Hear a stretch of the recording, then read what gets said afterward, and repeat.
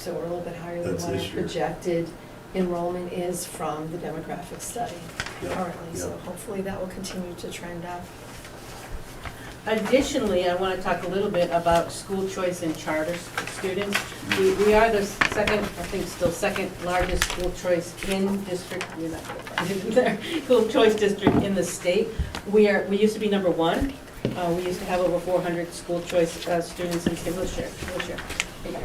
Let me, why can't you No, do no, this? no, no, no, you No, go. seriously, We'll share. You Cheryl go and I ahead. can share. She's- She's got. Jessica's helping me. I'm- Really, we're seriously, good. I'm We're good. fine. I see these slides in my sleep now, so. Thank you, though. Thank you, Jean. So we are the second largest school choice district in the state. Before, there was a spike that we had of over 400 students, and right now, the only thing that is above us in school choice enrollment is our online schools, online academies Interesting. that the Commonwealth has in place. So that's good, we got more people coming in, so. Yes. We do, that means- we do. We have a lot of students that come. We have students from 26 different towns attending our district this year. And they provide their own transportation, right? Into the schools? For the most part, we do provide 4 school choice buses. We have probably for 15 years or more. We have a bus that, it started going to Petersham. My kids were in the group of kids, they're now 24 and 28, but they were in the big group of kids that most of Petersham students came to Quabbin rather than going to Mahar and Orange. That seems to have dwindled out now. But now we have a bus that starts in Templeton, goes through Athol, goes through Petersham. But they're one stop in every town up there, one stop. So parents have to get them to a certain bus stop. So 3 stops and they come into Quabbin. We have 2 buses that come out of Ware, and they also pick up a little bit in the Brookfields, a little bit in Warren, or West Warren, that way. And we have one more coming out of North Brookfield? North Brookfield, West Brookfield. Because what we said, when we first started seeing those peaks, a number of kids that wanted to come here, parents would call, do you have transportation? It's hard. I was a school choice parent. I live right up the street in Peterson. It's very hard to get your kids to school on time and get to work on time. Yeah. Or get them home and stay at work. So it is difficult. So what we used to say to parents is, you give me 40 to 45 kids, we'll send a bus. But we're not sending a bus for 10 or 12. We're packing the bus. And we did that, and we've been able to maintain that. When we were in Peterson, we started to see it dwindling down. Athol students started coming to us. Then Templeton students started coming to us. So we have full buses coming out of those. And we use school choice. 25 people from Athol. And we, That's what these, and so we use the money that we get from those school choice kids coming to us, $5,000 a piece, to pay for the buses. We're starting to reverse the trend, which was very good to see this year, on the number of our resident students going out. That's huge to us because we lose $5,000 for each student that lives in our district and goes somewhere else. You can see, I was just prescribed glasses, have I got them? No, I have not. Now these include 2 years of COVID, which everything was different for us. But from 2020, fiscal year 2020, 19-20 school year, we saw 8.5 students because they actually get counted by the number of days they're in attendance for school choice. So 8 students came back to our district that used to go to school choice someplace else from fiscal 20 to 21. But nearly 31 students came back from last year to this year. So that's good for us because at one point we had over 80 of our students, resident students, going elsewhere to go to school. And this year we only have 54. So that's very good for us. Charter enrollment is the same thing, almost. In 2020, we had almost 23 students who were choicing out to a charter school, going to a charter school. And then only 13 in FY21 last year, now less than 10 students. And again, it's calculated by the number of days they're in attendance, so that's why you get a 0.3 of a kid. So it's nice to see that we're having less and less students go out to charter schools as well. Were there a lot of children that returned this year from being homeschooled last year? Actually, if you look at the chart, reversing the trend chart for Greater Commonwealth Virtual Academy, that used to be called, what was it called, MAVA, I think, Mass Yes. Virtual Academy. Yes. That's an online school. Okay. A few students came back from there, but the biggest one was Tech Connections Academy. That's the second Commonwealth school for school choice. And you see that 2 years ago, we had 10 kids going there. We had 11 during another year of not wanting to come back to school during COVID, and now we only have 3. So the biggest change was coming back from an online learning academy. We did also have some students return from homeschool. I don't have the numbers in my head, but return from homeschool to in-person instruction that were literally homeschooled and not involved and not enrolled in one of these virtual academies. We anticipate actually more students coming back. We came back, as you probably know, with masks. There were some families that weren't comfortable sending their children to school with masks and decided to keep them home for that reason. Now that we are not mandating masks in the schools, we've already seen some of those children return, but we expect that we'll see more in the fall. Cheryl, you said, do you get $5,000 per student that school choice is in? Yes, And you said you use it for buses. some of it. Does Some. it all pay, so it's as good as having a student from Barre? Or or is Not it with less? school choice. So when school choice first went into play, and I believe Buckham was one of the first districts to jump on the school choice bus and allow students from other towns to come into their district, the law was passed that said, for every student that comes in, you'll get $5,000. So actually, that money comes, let's use my children for an example. They went to Petersham Center School, but they came here for grade 7. Petersham Center School doesn't have anything after grade 7. They go to Mahar, which is the regional middle high school in Orange. My sons never went there, but out of the Chapter 70 money, state aid money, that went to Mahar, $5,000 of it came to Quabbin for my son Jared. We get more than that for a student who resides here. And there has been a battle with business managers and superintendents ever since to raise that $5,000 up closer to what it costs to educate students. The reason the legislature said that they won't do that is because you're not supposed to steal kids from other towns.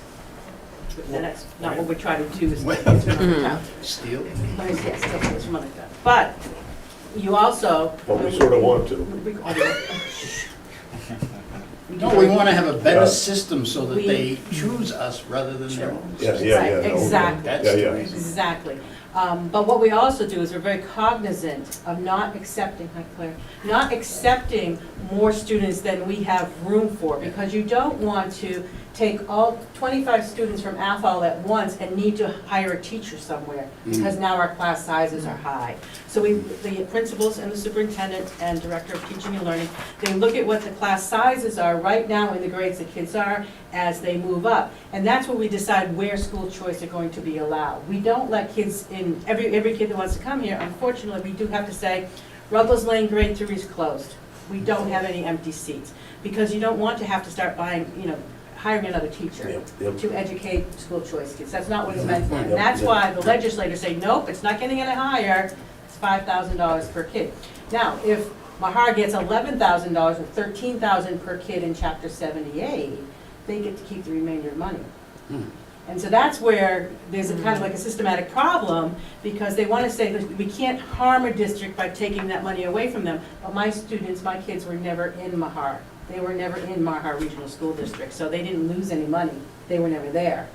So why can't that $5,000 be a little higher? So we bring in anywhere between $1.7 and $2 million per year in school choice funding. Okay. Plus it's cost us $275,000. Well worth the money for us.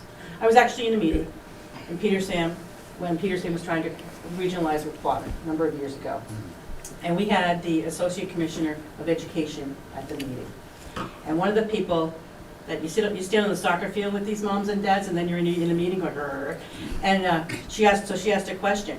Quabbin uses school choice money for buses. Do you think that's right? And the Associate Commissioner said, I can't think of a better way to use school choice money but to bring kids to school. I just shut down that argument. So Ruggles actually, even pulling the 6th grade out of there, they had an increase of students, at least compared to 2021, 55. Does that include the preschool, or is that, because the middle school only went up 18 altogether, right? But 6th grade's in that middle school number? So, Yeah, for 21-22, yes, the sixth grade is in middle school number for 2021 and 21-22. And yes, you're right, Ruggles Lane went from 337 last year to 392 this year. So there's, that's a significant number, we don't have the raw data with us, but a significant number of those are additional preschoolers, but we did have a preschool there last. Our preschools were, this is where it's a little tricky, because our preschools were located in Ocam last year because of the pandemic. So when we move classrooms around the district, looking at year-to-year comparisons, it's a little tricky because we have to, sort of make a note, okay, well, last year's 6th grade was here, now they're here, that's why this shift. So we just have to keep a historical record of sort of how do we shift students around. The pandemic, the year, last fiscal year was tricky because we moved kids around the district just to make space so that we could have students in school full time. Yeah. Because at Ruggles, right, it's, when you get into 2nd grade, is it just 2 teachers? 2nd and 3rd, just 2? And but K and 1st is 3. Do you anticipate as the kids get older, you're gonna need more teachers to step up? Most teachers go where the kids The are. Teachers go- teachers Yeah, that go, but we shift fluctuates. the staffing pattern Okay. to accommodate. So, if we need 3 teachers in the 2nd grade next year, we may not need 3 teachers in kindergarten anymore, so we may shift the staffing pattern. We will shift the staffing pattern so that we have the appropriate number of teachers to address the student enrollment at each grade level. So you don't anticipate the numbers like in the kindergarten, 1st grade, possibly maintaining the numbers they are now? Or you're unsure? We always, kindergarten enrollment is very tricky for us to predict, so we look at the town census records. We determine how many students we think are entering kindergarten. As you know, some people fill out the census and some people do not. We look at birth records too. But again, are those children who were born in Barre, still in Barre as residents? And then we do kindergarten registration. And inevitably, over the summer, some people move in, some people move out, and then there are some people who never register until a couple weeks, or the day before, or maybe the day after. So it's tricky to predict. We do our best to predict it, and that's how we build a budget on what do we think kindergarten enrollment is going to be. But it's always a moving target, and we always watch it very carefully as the start of the school year draws closer, and as we go through the budget process. We're constantly assessing those enrollments across the schools and the grade levels and saying, as I've said in a couple of other meetings, and we'll get to this again a little bit more when we get to that sort of end of the process, but there are places where we've said, oh, it looks like we're going to need 3 teachers, or 2 teachers, but the enrollment is teetering on maybe not needing the 3rd teacher or the 2nd teacher. And if a couple of students move out of the district or to another one of our towns, we may be able to reduce a staff person there, or in this case, we've got some retirement, so we wouldn't replace a person. So that's ongoing, monitoring of enrollment. We do the same thing with staffing. Yes. And ultimately, there are people who move and leave us during the summer, and then we go, okay, where are they? Say they're a social studies teacher at the middle school. What are the enrollments? What do we need? At the high school, even better. What's the enrollment? What's the sign up for those classes?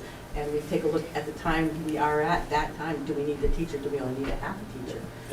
If it's art, can we steal an art teacher from the middle school to go to the high school? So we do that with staffing as well as looking at student enrollment all summer. Okay. I'm going to jump to page 10, the slide on the bottom, which is actually our budget. Which, I'm going to be clear, like 65. Just jump 65. So this is actually the budget. This is the format by which our school committee approves a budget. So I actually have 278 pages of budget detail that then, and I have an idea, and if you've gone online, I think most of you have gone online, which I'm so impressed. And you've looked at our reports, our line item budget gets rolled up and subtotaled, and that report gets subtotaled into this report for these different categories. And that's by the format by which the school committee approves the budget, and also budget transfers between lines, but we manage on the line item budget. in our building. We don't want to spend a whole lot of time on that because we're so early in the budget process. I mean, we're hoping that tomorrow the House budget comes out, and we're hoping that it provides a little more revenue, and so when we learn more what our revenue is, we can go back and adjust our expenses. Right now, our budget's at a 4.17% increase, and that's higher than it has been for a number of years. However, because we're getting no state aid, and I'm going to spend a lot more detail on our revenue sources, those equal, that 4.7% increase in budget equals double-digit assessments for our member towns. At this point, where we are with our revenue knowledge and our expense knowledge. Okay? If you have any, real questions about where we are in particular categories, I can go back to that. Last night, I tried to go through how the funding for education is, but it kind of bogged us all down. So if the information is here, and if you want to go through it, I definitely will. If you don't, I prefer to just to kind of skip on and just say, it's mandated by the state, this is what they do, this is what we have to live with it, because it really bogged us down last night for a couple of hours. I would add, if you don't mind, Cheryl, I would add that if anyone on the finance committee, sort of would like more detail about that, Cheryl, volunteering you, is always available to, to provide an in-depth analysis and meet with you or, have a phone call. So it is, if you're new to school budgeting and how regional school budgets work, it's incredibly complex. And we're happy to share that level of detail with anybody who would like it. We just don't want to necessarily go through it unless you would like it, or someone individually would like it, or the whole committee would like it. I just want to touch a little bit on the Student Opportunity Act. I wonder if any of you have heard about that, what that is. So there was this major law passed over like almost 10 years of study of why schools are not given the amount of aid that is necessary to pay today's bills. So when education reform came into place in 1995, a structure was built. And right from the get-go, that structure was a year behind because the legislature put into place a formula for education funding. And then they put it into place the following year in 1994. But they never increased costs for inflation, so they started 1 year behind. Well, over time, certain categories in our budget increased so significantly, but our aid for those line items never increased. One great example is benefits, health insurance, significantly underfunded. Special education, tuition and transportation for kids with special needs, severely underfunded. And some other items that have come along more recently, like students that are English learners. We have a few of those in our district, but we don't have as much as like Hudson, which has so many English learners in their system, and low-income kids. So now the formula has changed based on the Student Opportunity Act so significantly in year 2 that our foundation budget, which is the budget the state sets for us as being the absolute minimum we should spend on education, raised by $3 million in year 2 of the Student Opportunity Act. It was supposed to be in place for 7 years. Due to COVID, it wasn't implemented in year 1, so now we're another year behind. But what the plan was that over a 7-year period, we would get those certain line items in education's budget to where they should be paying for current day expenses. Over 7 years. We're kind of going to be 7 years behind, aren't you? And then this year, there's a cap in the law of how much they will increase that budget by for inflation, 4.5%. I heard the lunch table today, the current number, the last number thrown out was 8.9% this year. But they've capped our expenses, of the aid that they will pay for our expenses at 4.5%. So we're kind of starting behind the 8 ball again this year. The categories that got the significant increases to their base amount were benefits and fixed charges, basically health insurance and such, retired health insurance, guidance and psychological services. I am on page 12 at the bottom, in the very colorful box. Yes. Benefits and fixed charges, guidance and psychological services, and special education that I talked about.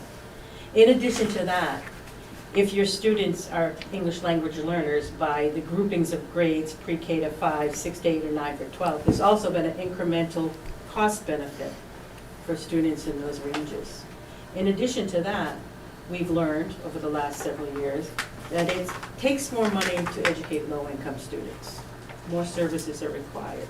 So the legislature, as part of the Student Opportunity Act, came up with 12 different group levels of low-income students and gave another cost increment based on what level your district is in. Out of those 12 levels of low-income kids, we're in group number 7. So for all of our low-income students, we're getting an additional $5,000 in our foundation budget to help educate those kids. The scariest. Sorry. Could I, I don't know, this one, this one, the state aid percent of the budget, back in '02 was 65%, and now it's 50%. So does that mean the state, so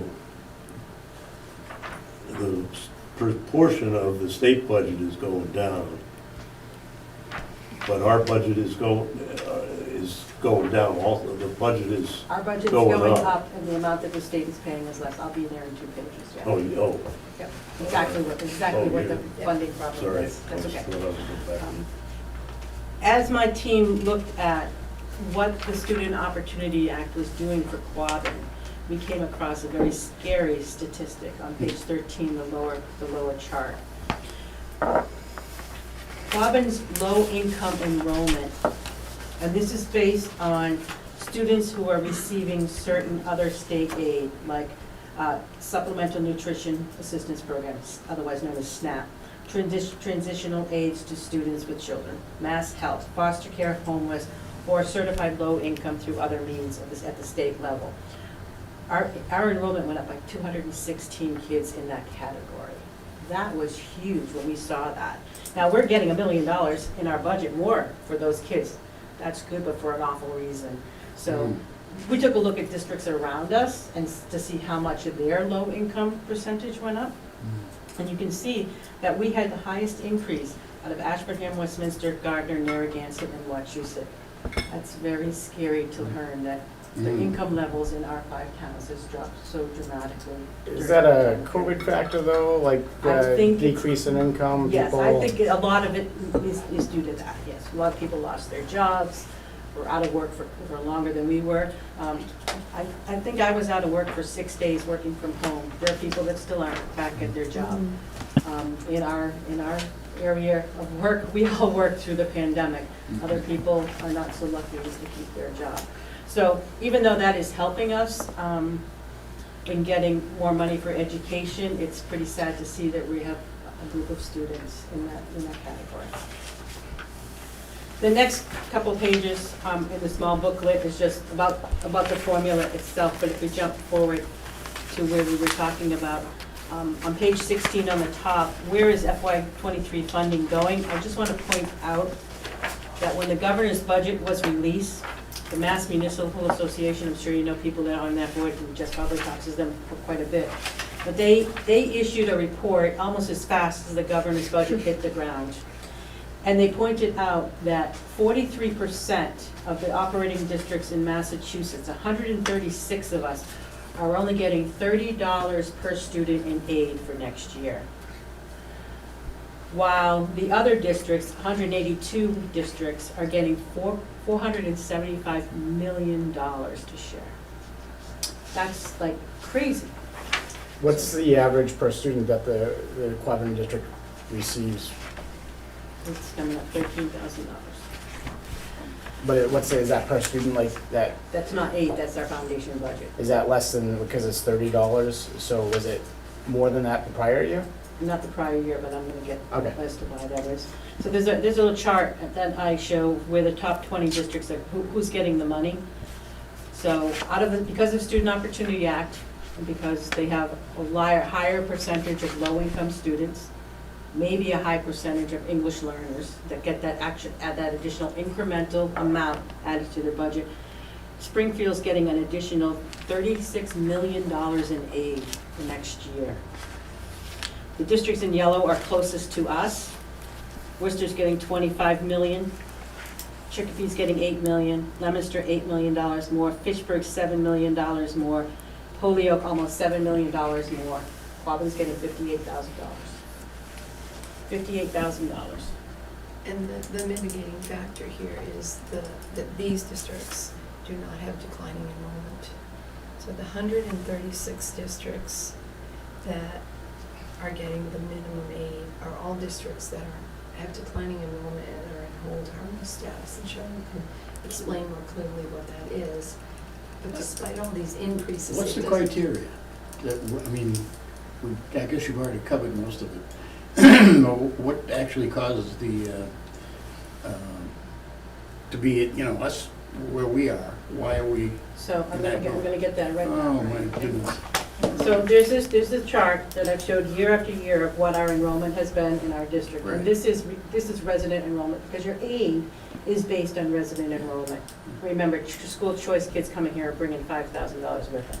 Yep. So this has been our enrollment for a number of years. I believe it's FY05 where we have over 3,000 residents in our district, and I think I showed you 2,100 kids as of October 1 this year. So the way in which the formula works, and let me tell you, I've been in this business for 27 years. I never heard the words hold harmless debt until FY10, I think it was. Never knew what hold harmless debt was. All of a sudden, superintendents of business managers are hearing this term. Hold harmless debt, what the heck is that? Never heard of that. Well, what that is the formula is your foundation budget, which I just went over those categories that make up our foundation, the minimum we have to pay on education. Then there's a formula to calculate what each member town in a regional school district must pay, your required local contribution. That's based on each town's property values and income levels, something that's calculated by the Department of Revenue based on the towns that your town submits. The difference is Chapter 78. Okay, so that's the easy formula. Back in 27 years ago, when Al Tutela sat me down and said, okay, Cheryl, we need to know where all 38 of these components are coming from. Okay, sir. Easy. A minus B equals C. Foundation budget minus required local contributions for your 5 towns equals your Chapter 78. Well, when there started to be so much declining enrollment, as Sheila said, across the country, less kids going to school, school-aged children, the rule says we can't lower your Chapter 78. So if you had less kids, we can't lower your Chapter 78 to match that because you can't run your school district. Remember, we can lose 100 students, but we can't cut 2 $50,000 teachers because we have 5 grade 5s across our district, but multiple sections, as you pointed out. So we may have 12 different grade 5 classrooms in the district, and those 100 kids could be, and that's just grade 5 alone. We can't cut 1 teacher. So if we lost kids, it's not like you can cut your cost by the number of kids you lose. So they say, we'll keep you at least at the minimum, or we'll give you minimum aid, $20, $25, $30 per student. So although we were losing all of these kids, our aid wasn't going down, but our aid was barely moving up. Of course, our costs are going up like this, but our aid is barely going up. And that difference between the calculated amount of what your Chapter 78 should be. And what's 78? What is 78? Chapter 78? What is that? Chapter 70. Oh, Chapter 70 is actually the law. I got it. And that's education aid. On this chart on the bottom of page 17 that says Quabbin, this is actually our formula from the Department of Revenue. So this is FY23's formula for revenue from the state. Our foundation budget, based on all those categories of students and the areas of expenses, is 25.6. No, I'm not quite there. It's 82. Oh, that one. I'm gonna go back to here as I talk to this one. The foundation budget is $25.6 million. Each one of our 5 towns have to pay a required local contribution. We add them all up, and for next year, that's just shy of $11.6 million. So what Chapter 78 should be is $14 million. What are we getting? $16 million, because over the years, they haven't reduced it by a loss of aid. So we have a hold harmless debt of $2.7 million. This year, our hold harmless debt is over $5 million. The reason that we made up so much of that gap is because that year 2 of the Student Opportunity Act added all those incremental levels for all those types of kids and all those types of expenses, and it added $3 million to our budget. Until we get out of hold harmless debt, we're not gonna see another dollar of Chapter 70 aid. Oh, okay. That's how we end up in the mess. I was wondering where that was going. We're not the only districts to do that. There are more districts than not that are in hold harmless debt. So we can see how it happened by the year in this chart right here. This chart shows us what our Chapter 78 has been since fiscal 2002. What our aid from the state, including all sources, has been from that time, and what our budgets have done. You can see that we started losing Chapter 78 in FY10. There's negatives actually there. Our budgets have been, they've been very, very lucrative budget, I'm sorry, not lucrative, but very tight budgets all along. We actually had reductions in budgets a few years, but in the last 5 years, we're talking about a 1.8% increase, 2%, 1.9, 0.5%, and 1.7%. That's the amount our budgets have gone up in the last 5 years. But because our state aid, as a percentage of our budget, hasn't moved, and we're getting only $30 per student, back then almost $20 per student, the difference of our budget to our state aid is made up by the towns. That's the formula. So once again, the formula doesn't work. The formula has never worked. Right, and there was a big study done, right? That's the Student That's- Opportunity Act. That's the, yeah. The And that's result what they of came up with? The result of the study, there was the Foundation Budget Review Commission. Yeah. It took several years to come up with its data. That- Out of that report That didn't fix came anything. the Student Opportunity Act. What it has done, as I showed you, all of the extra money from the state are going to the cities. It's Yeah. going Well, to the Springfields. The cities need it too, but I They mean, do. we need it. But what I would Well- like to see, is the rate of return on Springfield getting $35 million and Quabbin getting $58,000. Where's the rate of return on that state money? As It far as doesn't seem student outcomes. Outcome, It doesn't seem like they're gonna get $35 million worth of improvements. yeah. Yeah, they have 98% graduation rate or something. Now, did their aid go up because of that low income enrollment factor? All of those factors that are rolled in together. So Mhm. the 11 different categories of expenses and the 9 different categories of students, plus all of the additional incremental costs that are added for the low income, the English language learners. You had a slide that had us, our income level dropping here. Yes. Yes. Yeah. Is that, Well, it's not do we dropping. get, do It's not going up. they give us something? Yes. Because that's. Well, what happened is they're giving us this X amount, or whatever, Cheryl's got that, okay? And then what they say they should be giving us, based on our enrollment, is much lower than that. Last year, it was $5 million lower. They're saying your foundation budget that we're setting for you, is here, because we've continued to give you those little incremental increases of $25, $30, all the time that your student enrollment was declining. We've kept you sort of whole, and we've kept your foundation level at the same. But when we really calculated it based on your actual enrollment, even with the increases in the foundation categories that give you more money for low-income students, more money for health insurance, it's really here what we should be giving you. And that gap last year was over $5 million. This year, it's $2.7 million. So we're actually making progress. It's not, I know, it's not actually resulting in any additional dollars right now because, but if you think about it, in one fiscal year, we've reduced the hold harmless debt by 50%. If we keep going at that rate, Cheryl and I believe that in a year or two, we'll actually be out of hold harmless debt, and then the impact of the Student Opportunity Act will actually bring us more revenue. But we are one of the 138 districts that are currently still closing that gap from what they are currently saying our foundation is and what they say it should be based in enrollment. So we're making progress, but it's not showing in dollars and cents right now. These cities saw immediate impact from the Student Opportunity Act in year 1 and year 2.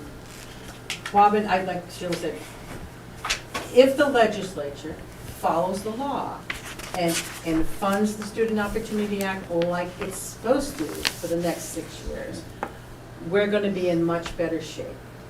To see that we're out of debt in year 3 or 4, I'd applaud that, because there are districts like, and it's not in this one, it's in the main presentation, like Boston, has so much hold harmless debt. You think of Boston as this gigantic city, but they have less and less school-aged children.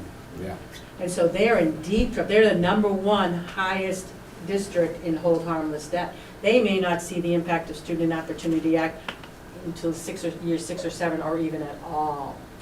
But when we started understanding what the Student Opportunity Act was going to do for Quabbin, we used that data in planning for the next 5 years. So when we first started getting all this boatload of money from the government due to COVID, we said, what are we going to do with this? We didn't start spending. The first part of ESSER money that came out that was known as ESSER, now it's ESSER 1, we all had to do the same thing. We had to get enough seating to put kids 6 feet apart. We had to get PPE. We had to get certain clothing and other PPE for kids that work with students with disabilities. We had to get signage everywhere. One way this, sit here, don't sit here, all that kind of stuff. We all use alcohol. We have enough alcohol and hand cleanser to get us to the next, you know what, air sanitizing machines. Air purifiers, we all did the same thing with that money. But when ESSER 2 and ESSER 3 came out, we sat back and we said, okay, let's do some planning now. And they came with a lot, just like your ARPA grant came with a lot of rules and regulations of what you could use it for, so did ESSER 2 and ESSER 3. ESSER 2 was, okay, you have to address the social emotional needs of kids when they start coming back from being out of school for a year. We weren't out of school for a year. Lots of places were out of school for a year. So we implemented programs. And if you've attended any of our school committee meetings, those new positions that we added this year have done reports to the school committee every month. They're bringing data back to the school committee of what they're doing. New social work, another social worker, another board certified behavioral analyst, assistants that help them, all of those people that are addressing all of the needs of kids coming back in this environment. That's what ESSER 2 was for. ESSER 3 was for learning loss. So ESSER 3, we haven't touched a dime with ESSER 3, we're starting with that next year, but it's addressing learning loss. Again, middle school reading program, that's what I call it, it has a better name for the educators. But now we have all those programs in place, and we're hoping to use ESSER 2 through the end of this year, ESSER 3 for next year and the year after. At that point, to avoid the funding cliff, we're hopeful that Student Opportunity Act is going to get us there where we need. And then we're going to actually start seeing some new Chapter 70A that'll help us be whole for FY25. And if not, then my paperwork for retirement's going in. Sorry, I thought that's what was going to happen. But we really do feel that that's where we'll be. We won't see a funding cliff for those programs that we put into place, nearly $700,000 worth of positions. We'll be able to maintain those programs if they're necessary. We might not need them, we might need more of them, we might need less of this, but we're evaluating that as we go through the next school year. But we're not going to have a funding cliff and go, oh my God, the towns have to pay an extra $1 million because we don't have any money. That's not what we're hoping for. We're hoping that SOA will get us to where we need to be for that. We had a lot of comments from towns. I'm on page 19 at the bottom. For the last 5 years or so, the district has been using $427,000 of its E&D, that's called free cash at the town level, to help offset our budget increases for the towns and help your assessments. $10,000 of that has gone to our OPEB trust fund. Very little money, but we're putting something away. The other is directly towards assessments. Right now, our certified cash, or E&D, certified E&D free cash is $501,000. If we were to use the same level that we've been doing for a number of years, that would leave us with under $75,000. I had to recommend to the school committee that we don't do that. To have $75,000 in your savings up, nah, it's not very good when you're a $37 million school district. But we also know what an impact of another $400,000 would be to our member towns to make that up.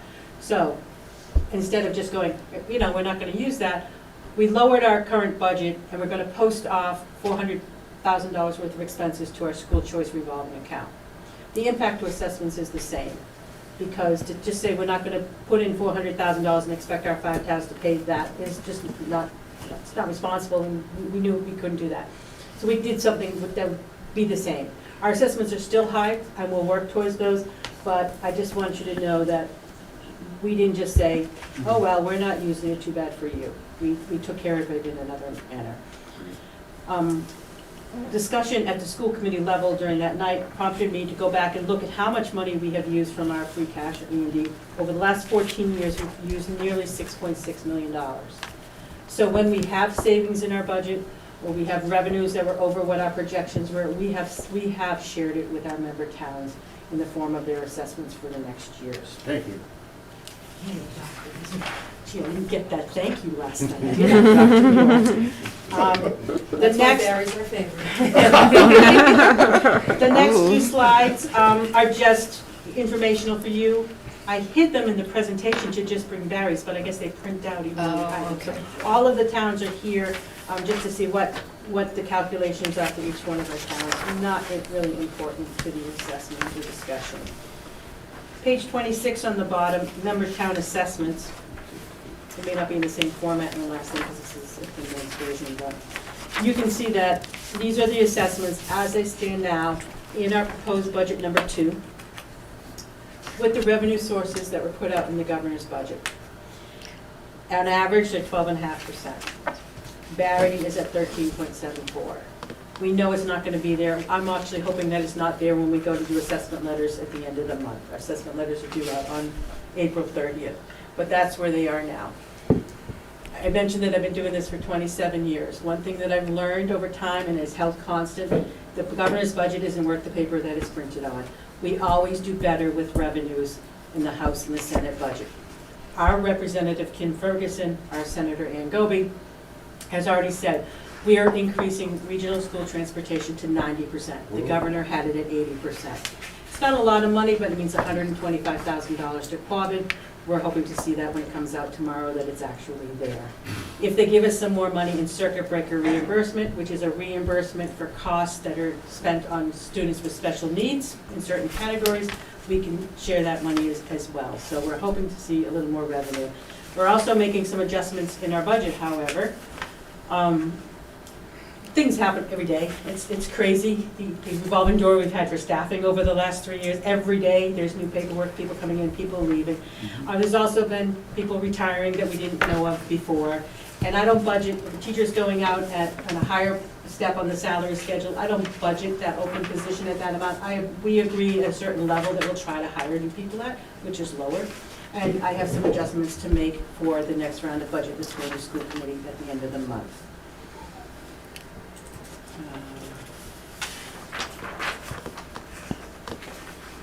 I think I should go over the next couple of screens, and then I'm going to let the superintendent take the end of the presentation. But on the bottom of page 26 on that member town assessments, if you look down the column that has the percent change, OCAM kind of jumps out at you at being a 7% increase when everyone else is in double digits.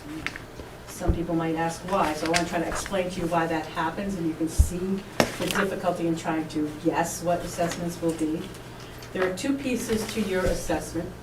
The required local contribution, which is set by the state based on your income levels and your property values.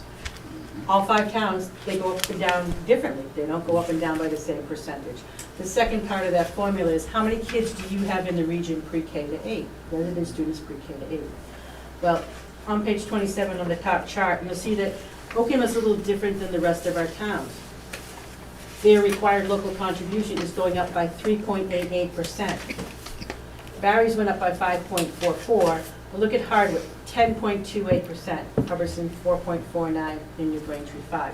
But Ocam is the lowest. It's getting the lowest increase on the base of their formula. In addition to that, look at the resident comparison that I did earlier. Ocam actually had a loss of 6 students, or 2.5% decrease in students, while Barry's went up by almost 8%, Hubbardson 11.45. Well, Hubbardson, you see an increase in their base of 4.49 and an increase in enrollment. They're going to be paying a bigger portion of the pie next year. Ocam, on the other side, saw the lowest increase in the base and had a reduction in the number of students. So therefore, they're not paying as much of an increase As much of an increase as in calculating for Oakham as everybody else. Cheryl, sorry to take you back here, but I was looking at this Barre page.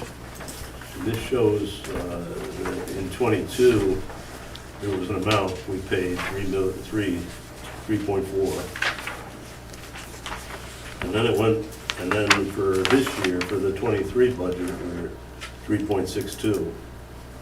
And you've calculated down here 5.3% increase from '22 to '23. Why is that different than this 13? Because this is the state calculation, this is the Department of Education, this is calculated by the Department of Revenue. And it's taken, actually, this is part of this chart over here, which calculates out based on the income levels in Barre, the property levels in Barre, what you should be getting for state aid and what you should be contributing. There's a target level for the state of how much cities and towns should be paying towards education. And it's 59% of the total, and the state pays 41%. And so each town is supposed to get closer and closer to that target. You can see that I've highlighted each one of our towns in the yellow box. Each one of our towns are below that target based on the numbers as they get calculated. And it's just based on, again, income levels, property values, this is how much you should be able to contribute. And you're not at what the state says your target should be.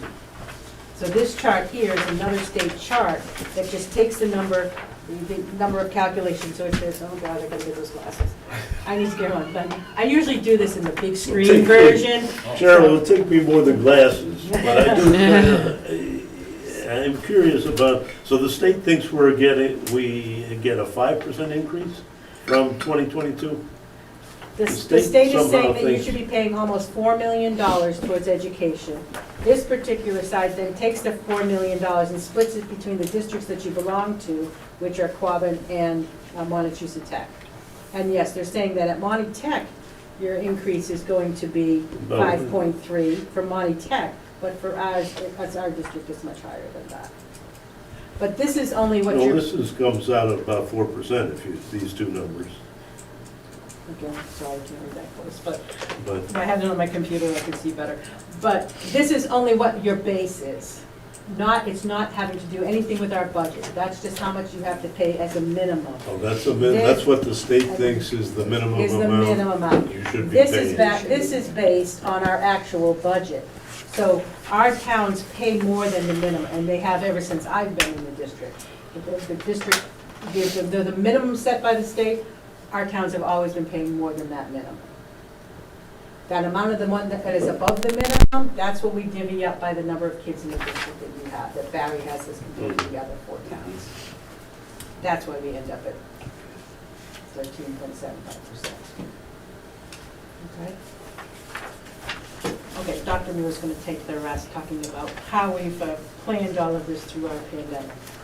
Well, I just, the one thing that I want to echo that Cheryl said, and I think, we try to be very responsible in terms of our budgeting process.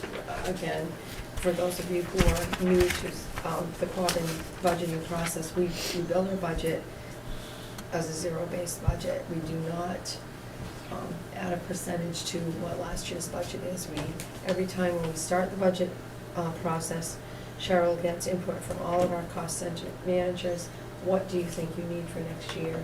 That process begins in late fall, so hopefully in November. This year it was more December timeframe. And we don't ask for more than what we truly believe we need to provide what the children need. And as Cheryl said, as we go through the budget process, not only do our expenses, we find out more information about what our expenses will be as we gain more information about student enrollment, program costs, increases in health insurance, increases in this year, for example, we have negotiated contracts with all of our bargaining units, so we know what those increases are going to be next year. We might be building we likely will be building a budget. We'll have 6 open contracts. We'll likely be building our budget in its first iteration without knowing what those staff salary increases costs will be. But also, when we do have extra money, as Cheryl pointed out, either in E&D or other sources of funding, we try to use that money in a responsible way, and when we can, to relieve some of the financial burden on our communities. And if, I don't know what slide this is on, because I have a different presentation in front of me, but one example of that, okay. Yeah, I've got it, but it's the, I'm sorry, it's on the bottom of page 30. One of the revenue sources that is not predictable, not guaranteed, but has recently been made available to rural districts through some advocacy at the state level about the unique challenges that are faced by rural districts. It costs us more in general to educate students for many reasons. There is a pool of rural school aid funding that in the last few years has been funded. We have used that in the last 3 iterations of it, and we project to use next year's money if we get it, to fund capital projects at the middle high school that would otherwise need to be funded by our local communities. As you know, as you know, according to the regional agreement, you know, the towns, the communities need to fund capital projects that are in excess of $5,000. And and when it's a project at the middle high school, if it's something at Ruggles Lane, of course, you know it's your responsibility. If it's a project at the middle high school, it's shared among all of the member towns. We've used almost $800,000, 700 and something, I don't have the total here, but if you can see the FY20 rural school aid, we didn't, that was the beginning of the pandemic. We usually have to spend it in the first year, or the year that it's awarded. They gave us an extra year. We held on to it saying, yikes, we don't want to spend this, we don't know, the pandemic's upon us. We're gonna wait. They let us extend it. We used that aid and last year's rural school aid to fund the big projects were a cooling tower replacement at the middle high school and the fire panel project. Those are capital projects that we would have otherwise had to come to the town for funding for. This year's rural school aid is going to fund a camera system, a security camera system at the middle high school. That is our security camera system. There is, I believe, over 20 years old.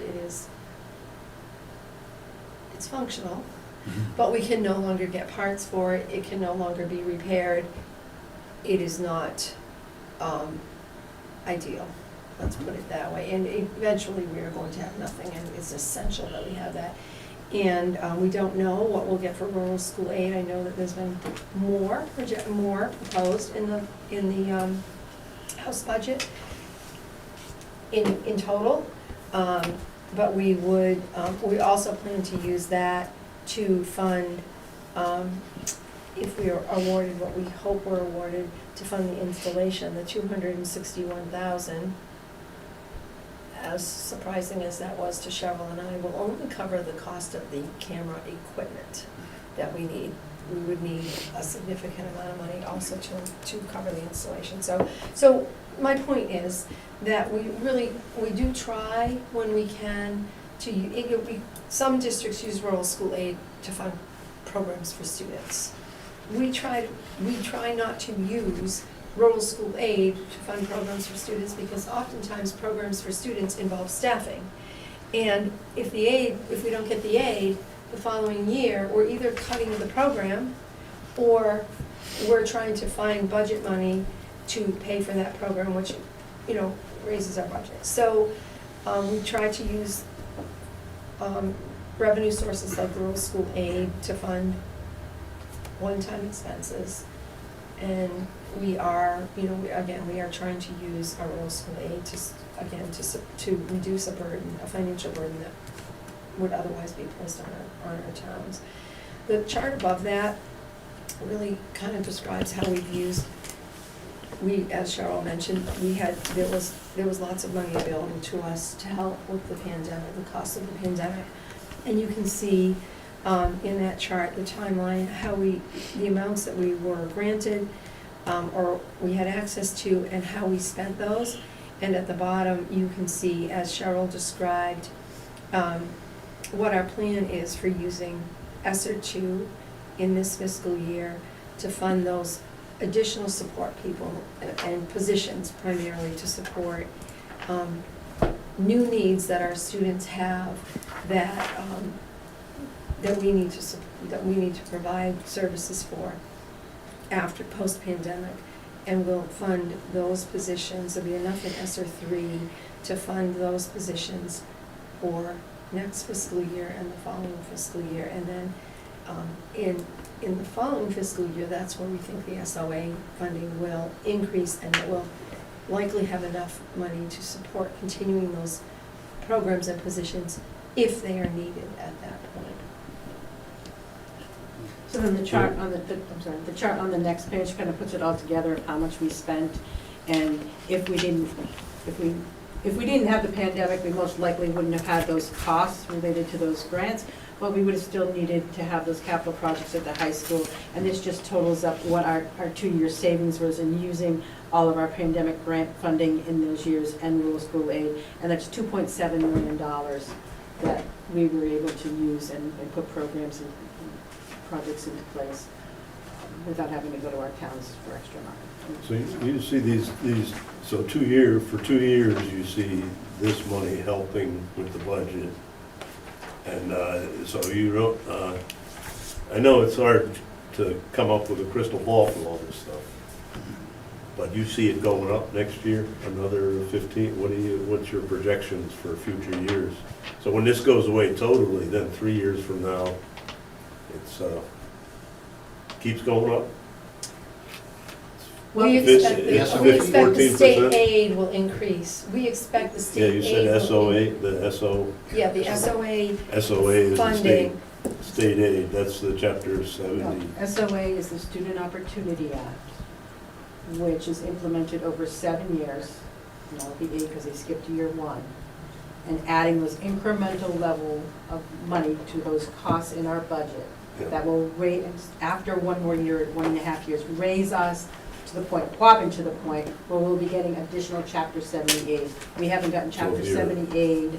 Your debt, whatever that debt. Yes, that debt will be gone. is gone. We will start getting aid per student instead of $30 per student. We'll be getting levels that we're used to seeing back in the early 2000s that will help Okay. us with our budget increase. So you're thinking in 3 years, that'll be straightened out. If the legislature abides by their own law and Yeah. implements this plan over 7 years. But for the next 2 years, we expect this kind of, We It's have already kind of been, increasing. we've already been granted this $1.6 million of ESSER 3. We all received our grant amounts about 6 months ago for ESSER 3.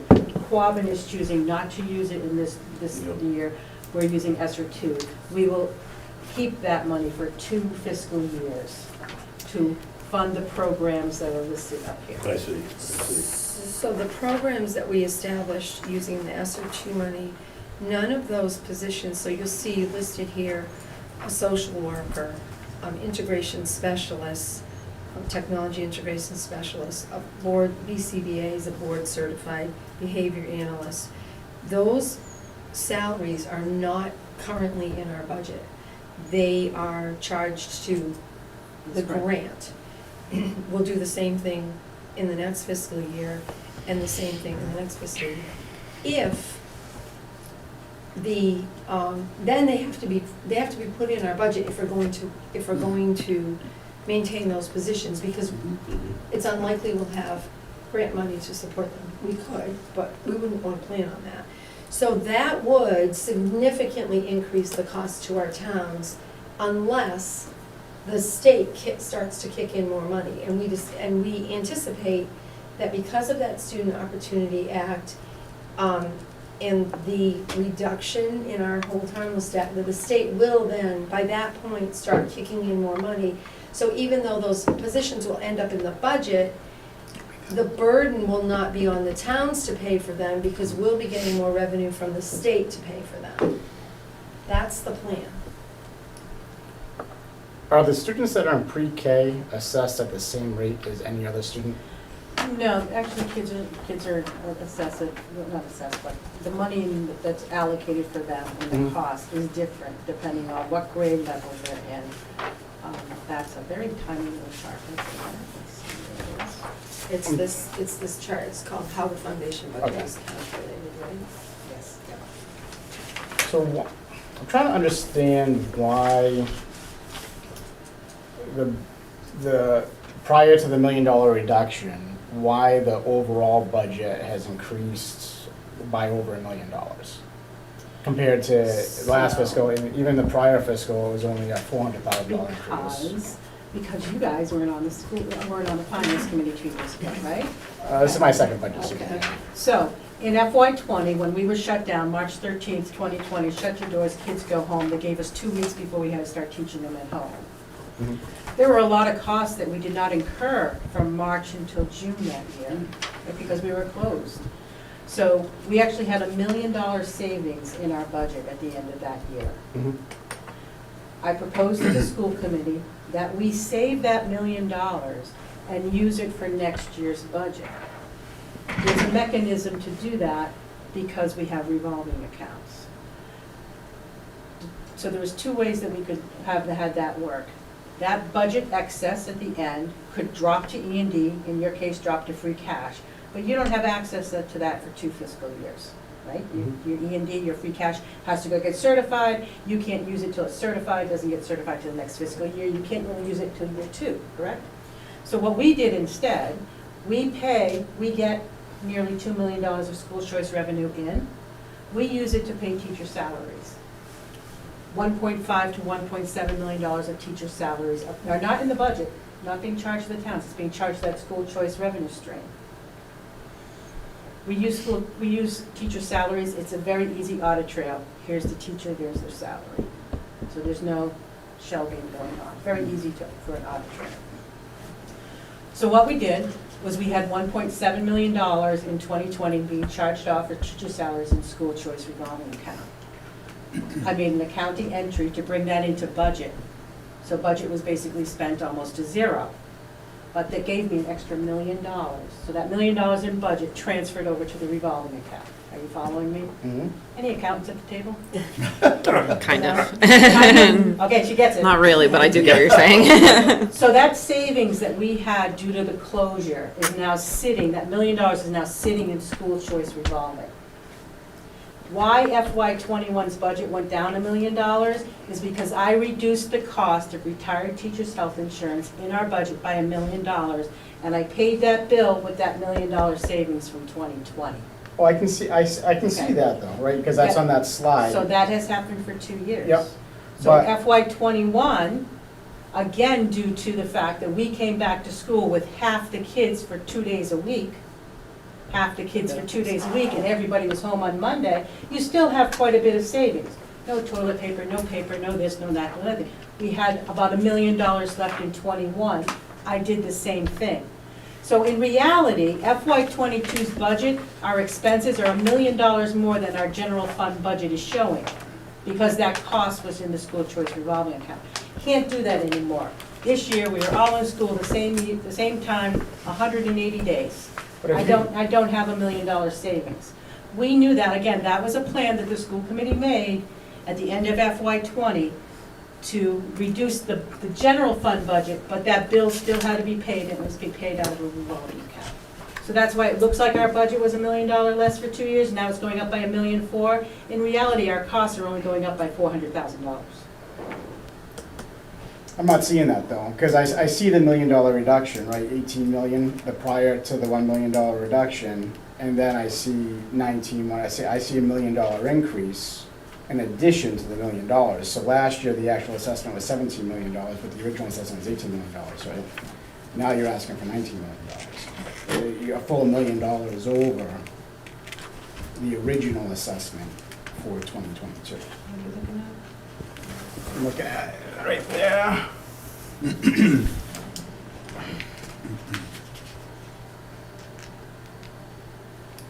So you before that $1 million reduction last year, you would have asked for the $18 million, but you had the $1 million reduction. This year, you're asking for another $1 million on top of the $18 million, which is technically $2 million over the $17 million. Well, yeah, but here, the real cost to the district is 18 million. The real cost to the district is 18 million. 17 million is in the general fund, 1 million is in the revolving account. So the real cost is 18 million. Yeah, I understand. So This year, just you're to, at 19. just to get, because that $1 million is no longer available to us. No, I understand that. Well, then that But means our. The prior year was only, we're talking about a $300,000 increase from year over year. We're not talking, like, why is it a big jump? Why is it a $1 million jump year over year? I'm not understanding, because it's Yeah. clear to my. What page is that? This is, No, on this one. 115. 115. so, the general assessment in 2021 was 17.5 million, roughly, 17,627, right? Yeah. The original assessment in 2022 was 18 million. Right? And now our original assessment is a full $1 million higher at $19 million. Yep. Why such a big increase? Like, It, compared to every other year, like even if you go back, right, there's never been a $1 million assessment increase year over year for the Quabbin Regional School District. without having my resources, I can't, it's not coming together in my brain right now. It seems like a lot. I mean, I understand you're still waiting on state aid, and we'll see, we'll have to see what that's coming in at, but it seems like, But FY23's assessment to all of our member towns is 19 million. yes, The assessment for FY, it was so you're saying the real assessment for last year was 18 million. Why are we going up $1 million? yes. Because the prior year was a $300,000 increase, and as far as I mean, I don't ever see the regional school district looking for $1 million year-over-year increase from the research I've done. Well, I'll just have to go back and do my math. Yeah, And see we're gonna what have to dollar get back was. to you. Yes. Yeah, I mean, I can't conceptualize that at this point, but we can definitely provide that detail for you. 'Cause I- It is a valid question. Oh, no, I understand, I mean, No. but you realize that if there was no additional state aid, and you were to present to the town a 13% increase, there's no way we could pay for that. We would literally, we'd be over a 2.5% override, and we would not be able to fund any other department what they're asking. We understand that, and that's why we have these meetings with you, so that we can hear your concerns, that we can continue to work together over Mhm. the course of the next several weeks and several months as we get more information from the state. Yeah. We recognize that the percentage increase in assessments is not possible for our towns. Yeah. We know that. We absolutely recognize that, so please don't. No, I mistake- understand that. My concern is more so is like, why such a large jump? And, one of my thoughts is like, is it because you had the 54 kids in pre-K, were they being put in at the rate of the other children? Because, you have a 116% increase, right, in enrollment that's the primary factor of where the assessment is, right? Enrollment numbers is the biggest figure. For their assessment? Correct. Biggest assessment, the biggest impact is you require local contribution, and that's the difference. So when you're looking, when we're looking at the chart back here, Mm-hmm. now I'm gonna ask you what control. Okay, this is assessments. Assessments are going up by $1.1 million. What page is that on? Page That's the 31. page that you That's what you were just looking at? now. Yeah. So assessments are going up by $1.1 million. It's 161.4% assessments are going up The this year. assessments are going up. Our budget is only going up, if you look at page 10, our budget is going up Let me see that number. Let me see that number. 4 points. Yeah, let me see that number, yeah. Oh, 1.4.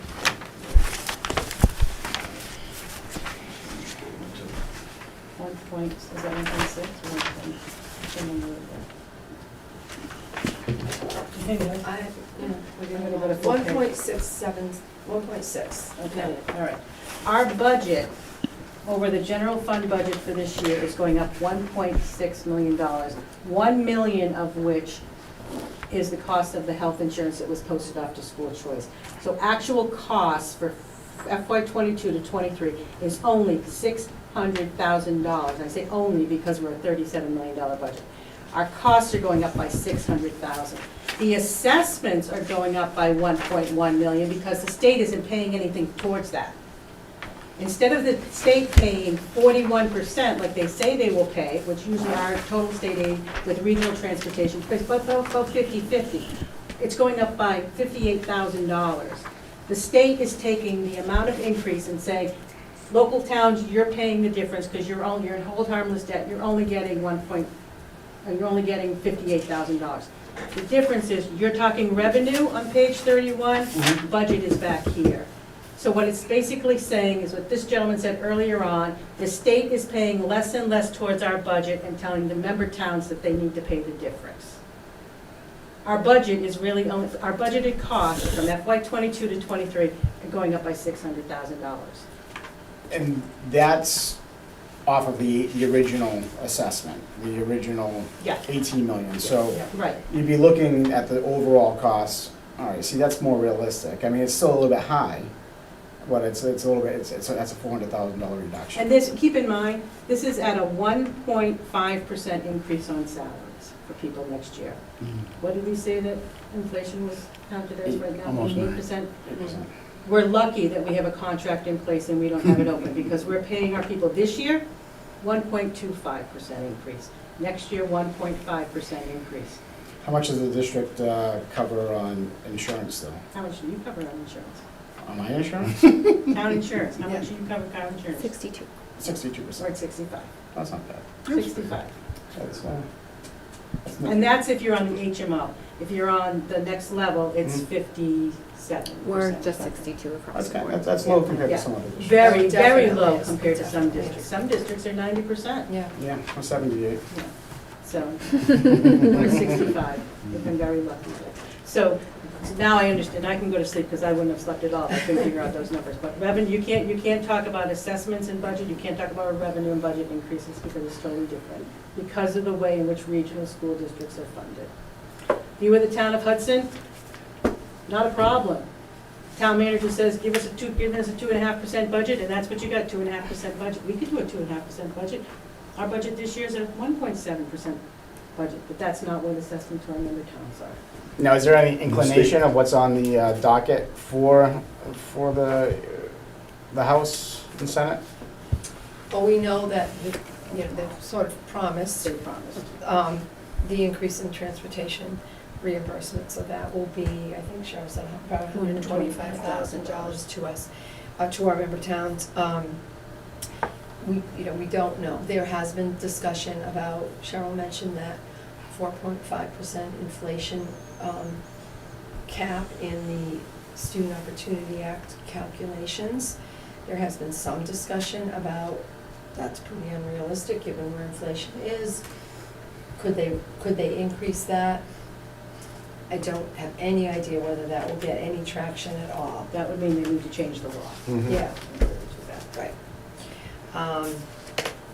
They can break them as quick as they make them. Now, how is the school handling situations with increased costs, like with, due to supplies, utilities?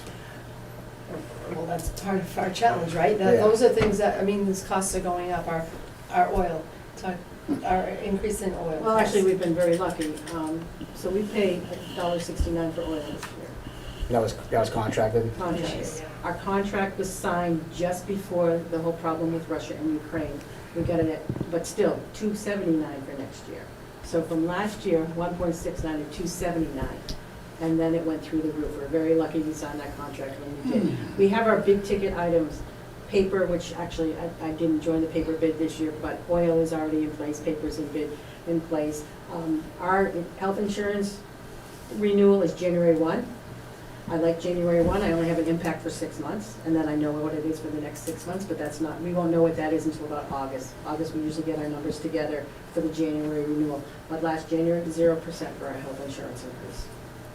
So the big ticket items we're trying to hold best we can. It's very difficult to get, school supplies and actually get the order filled. It's even worse for food. It's awful in school lunch right now. It's awful. We can't get things. I don't know if you went shopping last weekend, but Stephen came home and said, there's no pasta in the stores. There's no pasta. It's easy enough to make. No. I know about that. I have the machine that attaches and it hasn't been taken off the block. I thought he was gonna mention that. But it's very hard getting food items. If you have kids in the elementary school, we now say manager's choice on what we're able to serve for lunch because we can't get enough of one item to serve every kid that day. The food program's like self-funded though, right? You got the grant this year to cover the cost of the food, and then, but typically it's the student pays for the lunch, that's covered, offsets. Doesn't come from this budget, right? No, it's a revolving account. We are lucky that in the last several years, we've been in a positive balance. There was a number of years that we were significantly in the red. And if you don't know, if your school lunch program goes into the red, your general fund budget has to pay the difference. If you have students that have outstanding balances because they refuse to pay, you can't not say that we're not going to feed you. We must provide a meal. Their bill just gets bigger and bigger. At the end of the year, the general fund has to pay. So it's not really a self-funded program because the USDA has these certain cutoffs where, and I've been in meetings, I've gone with my school nutrition director to meetings and I've asked the question of DESE staff, what do you do when you have these bills that they're just outstanding? Yep, you just have to pay them on general fund. No, it's not that easy. We don't have the money there, but they don't care. They're a federal program, they really don't care. You have to do that. So we hope to. There are waivers on the table, but nothing's been passed yet for next year. We'll just have to see and wait to find out where that ends. Yeah. Free school meals have helped a lot of our students. There is a big difference between meeting the free school meals threshold and the being able to pay threshold. We have a lot of students in between there that their income level is not low enough to qualify, but they really still can't pay for that meal every day. And that's where you end up with those balances in their account. And with us seeing an increase of that percentage of low-income students due to this pandemic, if we had to go back to paid meals next year, I'm thinking we wouldn't be in the black. It'll be interesting because with the rising cost of food, to see how that goes. I would imagine, what's the meal now, like $3 per student? $3 at the elementary level, $3.25, and actually, based on the calculations, for some reason, the federal government doesn't have the paperwork out this. You have to do a calculation every year, and you have to meet a certain minimum that the USDA sets for your pricing. And we're right on that level of needing to maybe go up by a dime or whatever. Had a conversation with the superintendent, and my school nutrition director said, it's just not a good time to do that. She goes, I think we just need to tell the school committee this is what we're supposed to be, but it doesn't make sense to add 10 cents or a quarter to the price of meals that kids can't afford to pay. So we're waiting to have those forms come out to say because right now she's using a 2019 form, that's all that's available from USDA to calculate out what your rate should be. We're waiting for that to be released to see where we should be. We have students who, this is very sad to say, but it's absolutely the truth that their only meal is the meal that they get in school. We have students who take the piece of fruit that they get on the meal and they don't eat it when they have their school lunch. They take it home because they tell the principals they're not sure whether there'll be something to eat when they get home from school for a snack or even dinner sometimes. And there are a growing number of students. We worry a lot about that. Our communities, our demographics are changing, and our families depend on the school for a lot of services, not only the nutritional services, but mental health services that aren't available in our rural communities. I mean, they're so hard to access anyway, even in a more urban setting or suburban setting, but in a rural community, the school provides a lot of services for families and children that are sometimes available as community resources in larger, more urban communities. So that's part of our challenge. We have to provide what our families need, because students, if they're not provided with mental health services and social emotional support, and they're hungry, they're not able to access learning, they're not ready to learn. And so we've got to provide more and more of those fundamental services in order to make sure that students are able to access the curriculum. So we do our best to do that and adjust to the changing needs of our families. Understood. Questions? Anybody else have anything? Corey, you all set over there? Yeah, no, I saw this presentation. It was terrific when I attended the meeting. It's terrific tonight. What you're saying about, the food. I represent cafeteria workers. I negotiate contracts for them. I unfortunately, that's the truth of it today. It's a sad reality that we're dealing with. For sure. Luckily, we have contracts for our food there. We belong to different cooperatives to get our school food. And one of the vendors that does our bread requested us to increase costs, and we said, sorry, no. And unfortunately, we were one of the only districts that said, sorry, no, we have a contract with you, you gotta abide by the contract. But there are other districts out there like, oh yeah, we'll give them the money. And my director and I go, I'm sorry, and we've got our group to say no, because that's the only way that we're gonna make it work, is by going with our pricing that we had. It's going to affect our pricing on our bid next year, you can be sure. Oh, yeah. But, They'll throw an extra 5% on you. exactly, I mean, that's. They'll make it that's up, happening, it's right? just how corporations work. But. Yeah. We're trying to find a milk bid to join. They won't deliver to us. We tried to buy bread off the state bid list. We said, I'm sorry, you're outside our delivery area. He says, it's nothing in the state contract about your delivery area. I emailed the contract administrator at the state level, can they do this on a state bid, say you're outside? I contacted them, they said, you're out of your delivery area. That was my question to you. So we can't find a milk company to deliver to us, we can't find a bread company to deliver to us. And then they have minimums.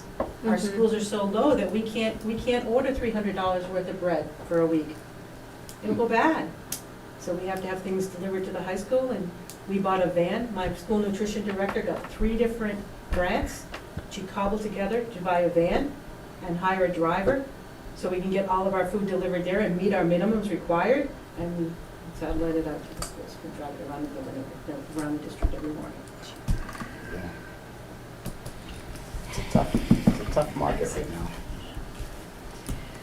So hopefully we'll have good news when we get the Yeah, House budget fingers- tomorrow. Fingers crossed. And absolutely, and then, again, we continue to analyze our budget requests to make sure that we truly need everything that we've requested. And the biggest impact on that would be if there was a staff member. Of course, salaries are the biggest component of our budget, as you know.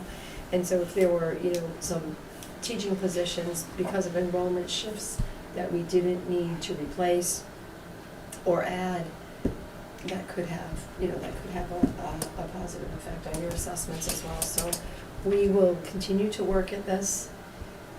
As Cheryl said, the assessment letters are due to member towns on April 30th, but there will likely be continued changes beyond, right up to town meeting. And so we will continue to work with you. We're happy to come back at any point to meet with you. Please just have Jessica reach out to us. Again, if anyone wants more detail on some of the specific nuances of the budget that go beyond what was discussed tonight, please reach out to us and we'll be happy to meet with you, talk with you, provide additional detail at any point. And we'll work together and make sure that you can provide what the town of Barre needs, and we can provide what the students in the Quabbin Regional School District needs, because that's the goal. so. Oh, absolutely. It's, education in the district, I think you guys did a great job, especially with the COVID protocol. My son was at the elementary school, and I mean, it was great to have him in the school all year last year. And, when I had friends in other districts that were going semi-crazy, trying to figure out how to do the whole, remote thing, work from home, and then have it all change, come April. So, I can tell you, me personally, I appreciate everything that the district has done. A little shocked at the current assessment, but I think if we can get the state to kick in their portion, hopefully it'll all work out. The goal is to get all of our departments, funded to where they need to be. We understand and we agree. We probably have the hardest position open to fill in a high school for next year. If anybody knows a physics teacher. The absolute hardest position to fill, and we've got it open. I thought you were gonna say the principal, right? Aren't you Well, on the that principal's one, yes, chart? that's also hard to I fill. think physics is a little harder to get somebody that's willing to No kidding. get Well, licensed in you know, physics. Folks who are experts in physics can make a lot of money in the private sector. Yeah. And, that's what we compete with. We compete with folks who can go into the private sector, and especially in the technical areas, the science and technology and engineering.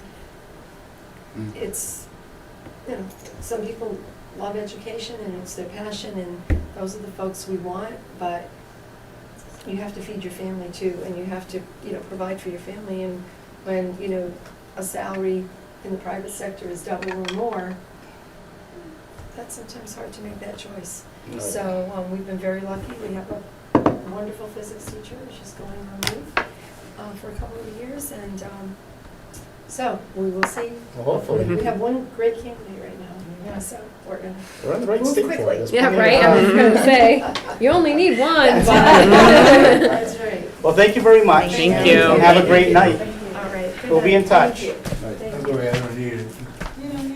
We did a wonderful Yeah.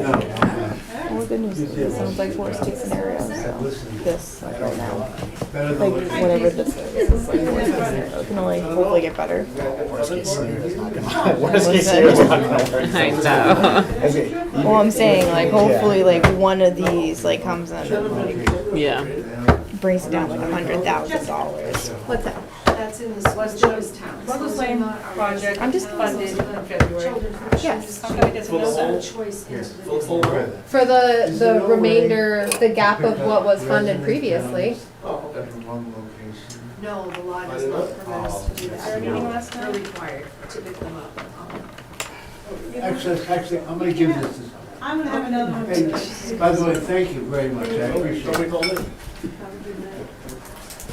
Have a good night. Your presentation was clearly illuminating.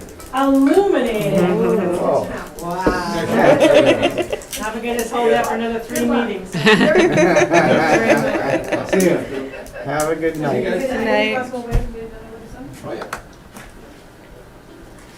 That's so. And that doesn't have anything to do with Monty Tech, that's just our school, No. Quabbin. Now, Monty Tech Tech's- is separate, Yeah. and that's just like based on our amount of children that go there? Yeah. Yep. Okay. It's kind of similar to the way that Quabbin funds their budget. We just have a lot less students that attend Monty Tech. Do we only pay per like how they were saying the school choice, like the $5,000, we just pay per child that goes there, or we pay it? Well, so our enrollment affects what we pay Monty Tech. Kind of like how our enrollment affects what we pay for Quabbin. So Okay. they were saying how OCAM had such a had a decrease in students, so their Okay, the impact to their budget was a lot less than the impact to our budget. okay. Yeah. But Monty Tech, our enrollment numbers went down again. This is 2 years in a row. Our enrollment numbers went down, so our budget went down. Went as well. down, okay, makes sense. Yeah, so Monty Tech's not actually presenting because they're asking for less money. Less money than what Yeah. they asked before, And okay. this, I mean, they couldn't make this meeting, but unless somebody here really wants to see their presentation, we can invite them. No, Yeah, I yeah. just wanted to make sure that I understood what was going on. Yeah, no, Sorry. absolutely. No, the questions are great. I just wanted to make sure it was clear that money, because they're on the agenda, they're not gonna be presenting today. Because, yeah, makes sense. They send us the booklet? I think it's in Yep. the, Yeah, we it's have in it. the The packet. packet. Okay. So they are in there, and they're looking for us. So. Yeah, their packet was mostly just numbers. Less words, more numbers. All right, Jason, I think we're ready for you, sir. Beautiful. You'll learn a lot about the school system, eh? I know, right? If you can figure it out. Yeah. I mean, it's pretty complicated. They should make my life easy. Yeah. I got 5 budgets looking for 50 grand, they got 1 budget looking for $1 million. Yeah, I mean, easy to follow up after that, huh? Pressure's off. Why don't we start, you want to start with the highway? Yeah, sure, yeah, if that's what you want. The only increases we have on the budget are contractual for the salaries. And the only other thing we did go up to, just because everything is getting so expensive, we went up 10% on our machinery account, Okay. which is where we buy parts, tires, brakes, light bulbs, wipers, everything, Yeah. oil changes, Okay. all that stuff. So, that's the only thing we went up on, just because that's always a real close budget as it is, and with everything getting so expensive, it's definitely gonna be that much more challenging to keep everything going. And then, what line item was that, Jason? It's on No. the highway expense. Yeah, the expense items, the machinery account, which it's all broken down there, parts and repairs, oil, welding, tires, miscellaneous. It's gonna be its own, it's gonna be its own thing, page. Right, Oh, I don't have that. it should be the second page, first page should be shout salaries, and then, 4 pages altogether. We didn't get it. did you get it? Or- I have it online, maybe just in print. It's, Yeah, it may Is not it double-sided? have. No. When Sandy That's the printed the standard. packet, she may have only printed the first Oh, page of the okay. budget, so. Okay, so on the second page there. on the second Yeah. page is expenses, so that one Oh, there. okay. We just went up 10% on each segment. Okay. I say that's the one that's always very close, and we have to kind of be real careful Yep. about what we can and can do, so. And it's about $5,000 Yep. increase over. Yep, yep. Roads Roads are zero. Everything else I is guess zero. Washburn Road stays the same. Stays the same, yeah, nothing changes. Yeah. The only other account, obviously, that we could run into trouble with is the fuel account. We've been in pretty good shape the last few years because of the prices. I'm not sure where the bids will come in. Do you know when that goes back out, Jess? So they're out right now. We're doing a regional bid this year, Okay. to try and be more competitive. But again, when the school was kind of talking about minimums and all those things, those are still questions that I have to ask with the regional bid on if we're gonna buy enough to make it worth our Yeah. while. So right now we are out to bid, but if we have to go and do our own bid, I'll have to do that. So once we get that price back, we can kind of come up with a Mhm. more firm number based on what we use for fuel. Okay. And everything else is flat across the board. Now, does snow and ice usually stay at the 105? I mean, I'm not.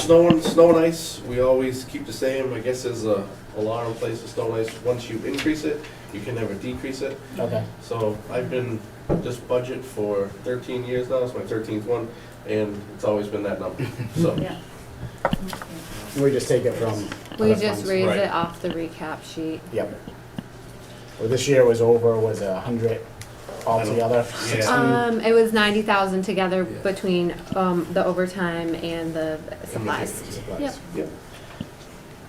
And hopefully, I'm pretty sure we're out of the woods, we're halfway through. I think so. The only item we might still purchase is, I'm pretty sure the salt bid's probably gonna go through the roof Mhm. this next Mhm. season, so we may do one more purchase on that, just to have as much in stock as we can at the lower rate.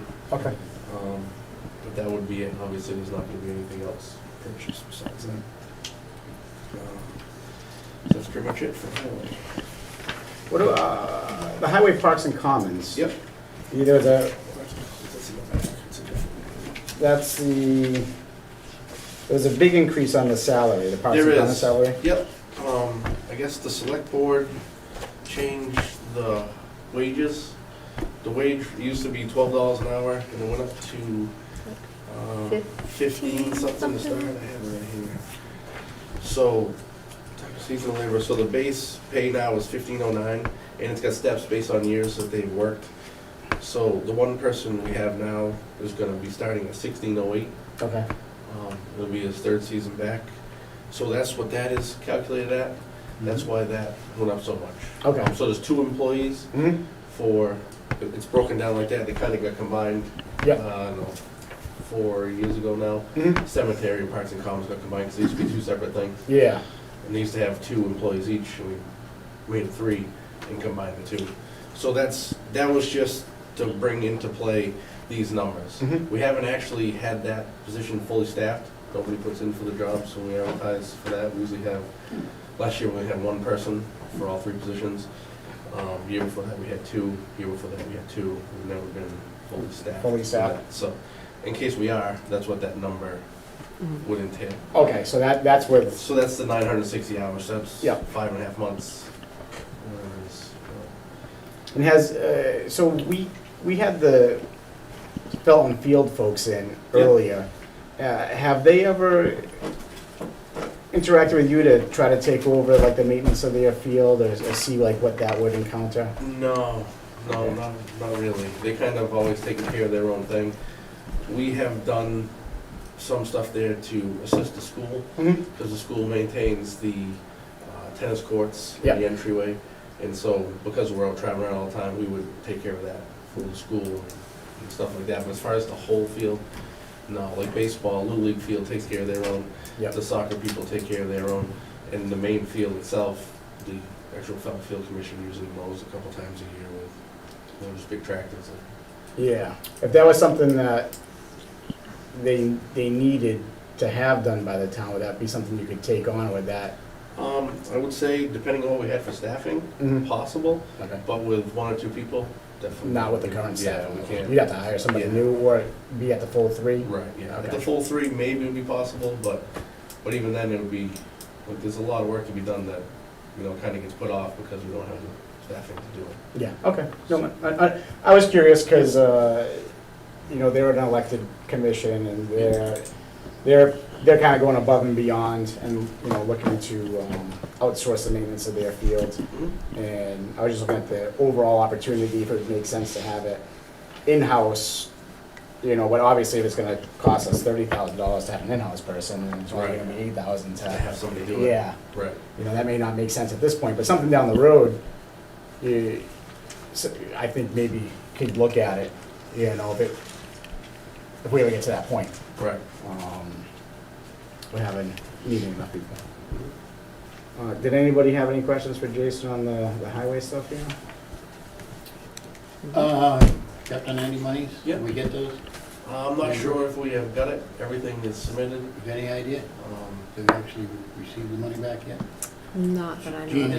and, Jean was off Yeah, today. she wasn't in tennis. okay. What's the holdup? Like, what's the deal? Because I hear, that, it's paperwork process. Can you just run us through? Because, Yep. like, I'd like to hear how your process is for chapter 90. So the way it works is we come up with a project, the select board approves what's gonna get done, what is gonna get done. Mhm. Once that's approved, all the paperwork gets submitted to the state. It goes through their approval process. And after the approval process, we get the okay, we go ahead and do the work, get everything completed, and then we submit for reimbursement. The process has changed probably 5 times in the last 6 years. Okay. Just because people have changed in the positions that we deal with. The state has changed processes. The most recent one with the COVID stuff, they totally changed how everything was done. Now everything's electronic instead of, just paperwork in hand. The paperwork in hand still has to be done, but a lot of their people are working remotely, so it's just a never changing thing. The way, just the paperwork that they've been requiring, just this last one, we had more paperwork we had to come up with than ever before. Mhm. Just because they needed so much proof of so many different things which had never been required before. The place we've gotten into trouble a little bit in this past one, was we had one outstanding invoice. That was kind of the last invoice to do the full completed packet reimbursement. And that was because the part was on order, but it didn't come in, again, because of all the COVID stuff. Okay. Because it was kind of back ordered and it was delayed pretty significantly. But once we got that, we started the process. And you can do a partial process and get reimbursed for part of it, and then do it a second time, but then it's kind of twice as much paperwork because you're doing the same thing twice. So it's easier if you just do it all at once, but it kind of got us in a jam this Yeah, year. So, because they're holding up Yeah. the free cash, as Yeah. I'm sure you're aware, right? Yeah. yeah. They say everything's submitted, it should be, it used to be 2 weeks, but from what Gina's saying, she does some stuff in Peterson as well, Mhm. that it's been significantly longer. The paperwork's been in now for, probably a It's month. I thought it was beginning of February. Well, Yeah, we had to do the follow-up paperwork, Right. so that was more like a month ago. Yeah. I heard you guys talk about Ruggles, so we're probably not gonna make the April if you. Well, as long as we Well, have the- a pretty good relationship with the contractors, so as long as it is definitely funded, Yeah. we can get it on the docket to be done. Yeah, because we have the 50 for, that's in the article, Mhm. and then the ARPA funds, the select board approved Approve that those. to pay for the rest. Yeah, what is it, like 84, 86, I forget the Yeah, exact it was number. 120 something total. 'Cause Again, those prices may change as well, just because the price is based on liquid asphalt price, Mm. and so it's the same as diesel fuel and oil and all that, so as that goes up. It shouldn't be a significant increase, but Are it we- could be a little bit more. Are we locked in on the asphalt until? We're locked in on the asphalt, but it is adjusted based on the liquid asphalt price. Right. So even It's though like we're a locked in, floating rate, it kind of, is, yeah. yes. Yeah. Okay. Like I say, it's not drastic, Yeah. but it does fluctuate.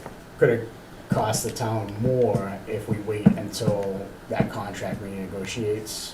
It could, yeah, definitely could. I believe this is the first year of the contract, so we have 2 options for renewal. Okay. So chances are it'll stay the same Yeah. unless they disagree. But I believe, it would probably just roll over to the next season as well. But that's something that has to let us go out to them and they say, yeah, we're willing to do it, or no, we're not, and have to go back up to bid. So, Another question I think that is probably on a lot of folks' mind is, was that Williamsville Road? Yeah. And is that Yeah. happening or? Williamsville Road, that's all been approved by the state for the engineering phase. Okay. Once the engineering is completed, then it'll go into the construction phase. The engineering's been in the works for probably close to a year now, and most of the surveying's been done.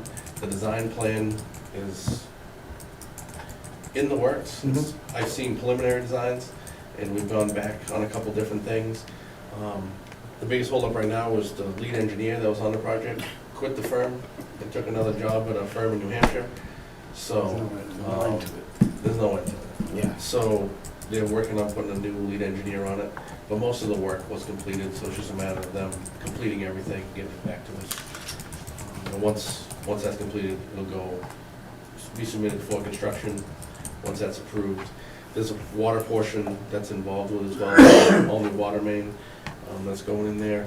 That portion's gonna go out to bid, so there'll be a bid process. And once that's completed, the water main, I always do deeper stuff first, so the water main will go in, then the drainage will go in, and then it'll be reclaimed and paved. You So think that would be funded mostly with Chapter 90? that would be all Chapter All 90, Chapter 90. and the water portion would be funded by the water enterprise fund. Yeah. So, Great. Any other questions on highway stuff?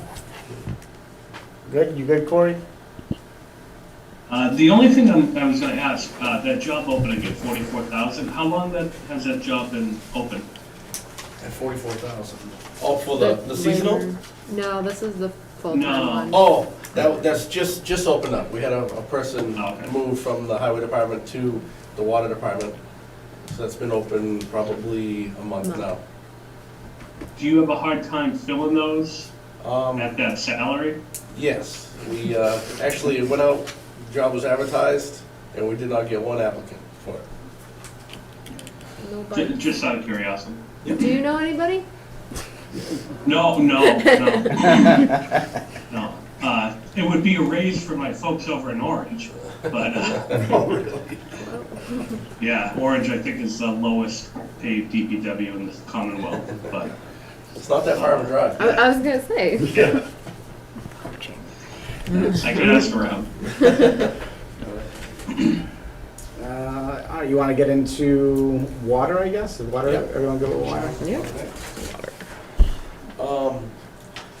Water's the same thing, that was level funded, except for salaries. And I didn't have the insurance, and the kind of retirement and general insurance Yeah, I numbers, but I'm sure Update- Tess has update those, those. so, yeah, she can just plug those into it. But everything else was 100% level funded for you guys. You know, on the water account, right, Yep. you have that recurring revolving account. Yep. What's the, so, I've only been doing this for a couple of years, what's the project that's gonna fund? So, like Williamsville Road, the Yeah. water main project, that's a project that Okay. it would fund. All right, May not fund the whole thing, but it would be a pretty good chunk of it. So that's what that's for. Okay. Any major projects like that we need to replace, big dollar items. When we replace well pumps and have new casings and everything put in, stuff like that, that comes out of those things. okay. Any questions on water? Oh, that's pretty straightforward.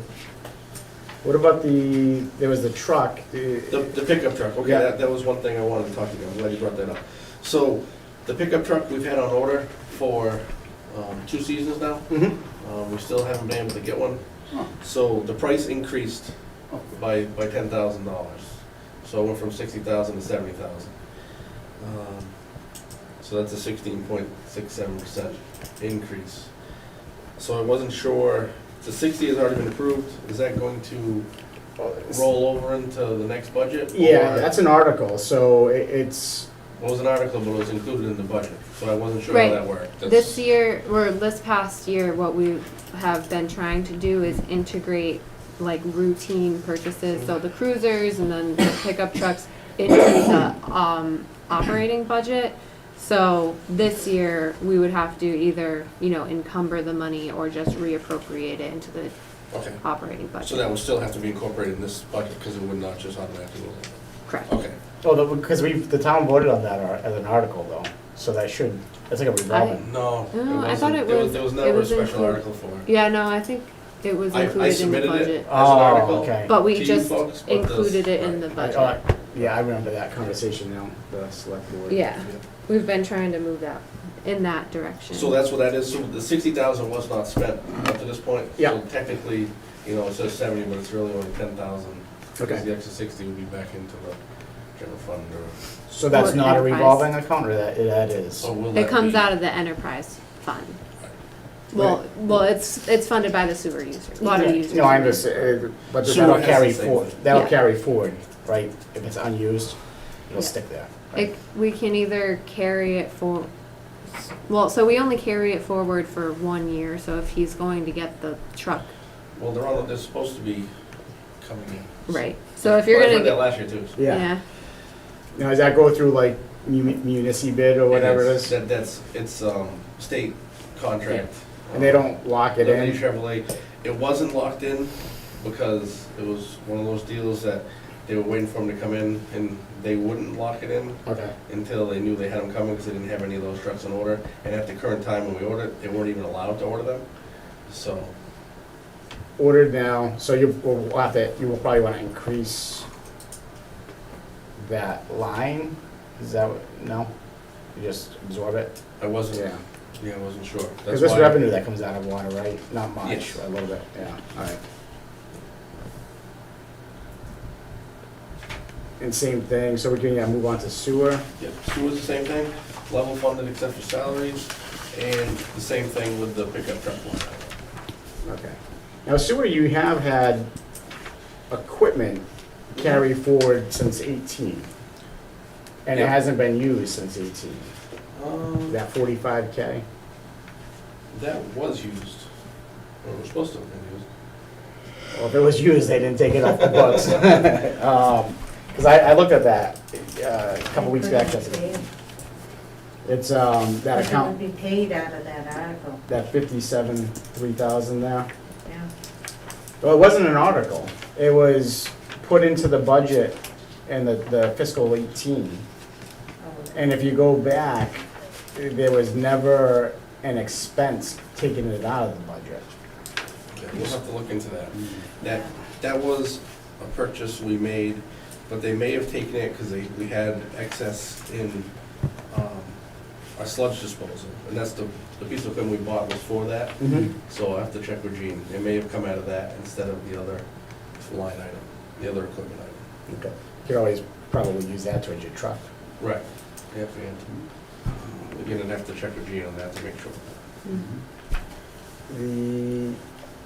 We all were at the town meeting with the sewer, and any update to that project, or like the grant process or anything like that? Not at this point. We haven't, I know everything's been submitted, but we Okay. haven't got any information back Right, from right. them. as of yet.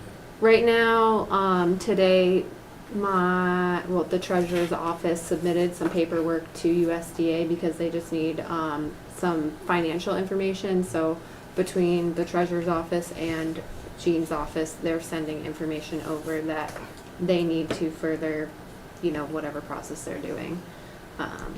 So that's the most recent thing I have for that project. I'm sure you understand the challenges that the finance committee had as a whole. Oh, absolutely. Which we discussed. Yeah. And I would like to, anything like that comes up in the future, like somehow improve our level of communication for whoever's on the finance committee. Because it's just a little bit disappointing, because it would have been great for us to be able to say, hey, we can provide a recommendation. But unfortunately, we didn't have anyone, from sewer commission, yourself, no one, like I know for the sewer commission, we sent out the invite a few times. I know you don't sit on the sewer commission, but we didn't hear back from them. And they never made it to the meeting, so it was difficult for us to even wrap our arms around that project and kind of truly understand what was encompassing. I feel I think there that, was a little drop in communication, like it didn't quite go through the chain the way it should have. I yeah, think in the future it'll be better. But this project has been in the works for, multiple years as Mhm. far as putting these lists together and what has to be done and all that. I mean, most of these upgrades have been on the docket to have been done for probably, 12, 14 years. yeah, So this isn't something that just popped up, just the funding opportunity popped up. yeah. And then putting the list together and stuff like that, so. No, I agree, and I'm Yeah. sure it is. One of the challenges is, like, if you look at the, a lot of us are new, there's 4 new members, and we look Right. at the capital improvement plan, that, goes out 5 years, and for whatever reason, it wasn't on that plan. Right. Which was done back in like 2018, 2017. And, we come in and try to analyze that, and it's like, oh, where's this $6.5 million when it comes to, it was just left off in the prior Right. improvement plan, right? I feel like after watching the presentation, the project definitely needs to be done. I still don't agree with a 40-year note on something that has a lifespan of 30 years, and I really wish the town had an opportunity to look at other financing options, or at least run the numbers, that way, to say, hey, all right, we can get the same rate for a 30-year note, and it's not gonna impact the town, maybe it's another 1 cent or 10% Yep. increase on the sewer rates over the years. Well, I don't believe we're locked into any funding source. Like, that's still, all that Yeah, stuff is still so, 100% possible. yeah. The only reason we needed this to take place is so we could apply for the grant funding. Mhm. So after the grant funding takes place, we can get our portion of the money however the town seems fit. Yeah. So, if you guys decide that it should be a 30-year note, Well, I think you're gonna, yeah, Again, as far as the life expectancy, they say 30 years, that's what it's projected. Everything at the plant now is, 40 years old. mhm, And the projected lifespan for that was 30 years probably, if Yeah. it was even that back then. Back then, it was probably 20 years. Kathy would probably remember what they Yeah. said, but, Is the total project, do you think, fixed compared to, does it depend on what level of grant funding you get? So if you got more grant, yes. less grant funding, would you cross off stuff? we had a pretty significant list of things that should really be done. That kind of already is the crossed off list. That was kind of like the things that, you know, if we don't do these, like, it could really cause us trouble. You know, we could be in trouble and put us in a position where we start getting fines and stuff like that for not meeting permit and all those things. Whereas, you know, other things would just kind of, well, if we did this, it would make our life easier, and we wouldn't have to do this 4 times a day. But this stuff that's on the list is pretty, The phase one, it's pretty whittled down. that phase one part, Yeah. the phase Yeah. two is still. Phase 2 as well is pretty whittled down. Like I say, the lady tried to explain it there, I don't know if the message really got across. That was, the reason they broke into 2 phases wasn't necessarily because one was needed more than the other, but it was because there was a cap. At one point, there was a cap on the funding level, so they put it in phase 1, but then that went away, so we can do both at the same time. Mhm. So that's what that original breakup was for. But it should be good, but as far as our side of the money, Yeah. we're still open to do whatever. Okay. Hopefully, I mean, Whatever is best hopefully for the the town. grant comes in even higher, you know? It's definitely possible, you know, but if we weren't in the pot Yeah. to get in the grant, we would've missed it completely, so. Exactly, and we talked about the rates, I know there's a question that came up. So the current rate increase, that doesn't go into effect until the next billing The cycle. next billing cycle, yeah. And then you have the proposed, right? Mhm. So that actually you haven't had like the public hearing or anything No, on the that's, proposed. and again, that stuff is all kind of still up in the air too, depending on what the grant comes in at, you know, so that would be a year out, was the plan for the next one. Okay, Because this project's, the timeline, you know, this is still years away yeah. before it's construction and What do you think, like complete. 25 probably? Yes, Okay. yeah. 24, I believe, was beginning construction, 25 was completion, I think, Mhm. something like that. But then again, that was best case scenario kind of thing, Yeah, so. exactly. um, Any other large projects you foresee coming out of water, sewer, and DPW? Nothing crazy right now, like I say, the first large project for water is gonna be the water main replacement, Mm-hmm. the intersection of Valley School and all of Williamsville will all be replaced. Okay. So that's gonna be the first large project. We do have a couple other things in the works. We are looking into the possibility of developing a new well someplace in town, just for a little more redundancy. That project is really in the beginning phase, so we don't even really have dollar amounts for that. There's a lot of information that needs to be put together, a bunch of test wells in the locations where we think might be fit, and then after that will be an actual cost of what it would cost to actually put one there. So that's a ways down the road. Those would be the next 2 big things for water. Okay. I don't know if you And guys. for highway, Jason, that everything has to be approved by the state? Is that how we Everything- work it? Yes, So- for chapter 90, everything has to be approved by the state. So We you- did apply and get some money for, there was a program for municipal-owned numbered highways. So you guys probably see the stuff started in town. Yeah. All of 67 is getting completed. Yeah. And all of Route 32. So the total cost of Those that red is markers, those red, Yeah. That was $2.8 million we got awarded for that. That's what all that construction. The state Those doing- stakes is $2 million. Just for the state, Oh. $2.8 million. No, that's right at the end of my road, so it's, That's, they were digging stuff out today with a skid steer, and yeah. that's all, the state's handling all that The project. state's handling that. There's a little chunk of it that we have to do ourselves, Mhm. but it was just a lot of, legwork and getting all the stuff in for them. What's the deal with Depot Road? Depot Road? Which part? The part that where they put the National power on, Grill? yeah. They're supposed to be coming back to mill that Oh, and okay. pave it. Whether they do or not, I'm not sure. I drive over that every day, so Yeah. I'm like, it's like You this have to- awesome, I mean, because it was a disaster before, right? And then it got paved, and then, all of a sudden they came in and they didn't do the best of Yeah, they did do the job. best It's job. like- Yeah. You have to ask the select board about that. I believe I was not in agreement with that project Yeah. being done. I was just curious, because I was like that. I'm like, why did they cut in the pavement, but, Yeah.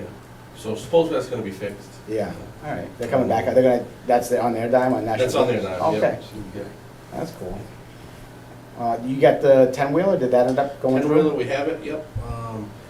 We got that probably 2 weeks ago. We just got it registered, Nice, so now we're gonna go through it and just get it all cleaned up, check out everything it needs, and great, hopefully it'll be that was a good ready buy. to go. It was a good buy, yep. A good truck for the money, for the $45,000 that it cost to buy that truck new from Mack is $315,000. So, it is a little bit older, but it has very low miles. It was their backup truck, so for what we're gonna do with it, we Mhm. should, that'll be the newest truck we have. The next newest truck we have is 2002, and the oldest truck that we still use every snowstorm was 1978, Yeah, so the kids love seeing that come they through. do. The truck actually plowed the blizzard of 78, Yeah. so. That's good, you got a new plow now, right? Is that the one? That one doesn't have a new plow, Oh, okay. no. Is there one of them that has a new plow? There's a couple of them that have new plows, Yeah. yeah. Nice. So, All new right. plows go on the newer ones. Yeah. Any other questions for Jason? We got the shade tree account. Oh, yeah, 5,000. yeah, tree ward. Yeah, I have a question on, like those oak trees down on Worcester Road. Are those on state property? That's all state, Are yeah. Is somebody working on taking those down before I somebody heard- gets killed? I heard that they were, You I heard that? heard that they were, I heard the state had a contract out that Yeah. they were coming down. Yeah. National Grid was doing some of them, and the Oh. state was doing the rest. Boy, that That's seems what like a I've heard. disaster ready to happen. Yeah, yeah, You know, yeah, for sure. Anyway, But that's all state. and we've been working on trees? We've been working on trees. I see the trucks going by with trees in them. We have a list, that we do. We get the bucket truck, a few times a year. This money goes towards, we have a maintenance fee that we pay for the truck every year to be in the consortium with Rutland, Hubbardston, Auburn. There's a couple of, there's 5 of them, I can't think of them all off the top of my head. So we all pay into this maintenance fee, and everything needs to be done, the truck gets repaired. They only say we get it 3 times a year to use, so. And that's, that's for like the town-owned trees that may need to come Yes, down exactly, or yep, trimmed just- up. Different than what we see with like with the With power National line Grid, ones, yeah. right, exactly, that's totally different. Mhm. So this is just for our stuff that Okay. we take care of, and obviously 5,000 doesn't go very far as that goes. I don't know if you guys ever paid to have a tree come down, but they usually Yeah. 1,000 a tree. Yeah, it's so- easy. Yeah. Is that you out there to cut them down, or do they have a guy? It's us. Yeah. Yep, it's us, we use it, Nice. all of us, bucket truck. We- trains, You use this money though to hire sometimes, right?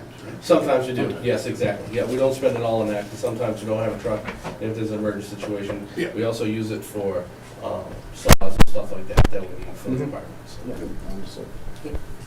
Very good. Jason, I have a question.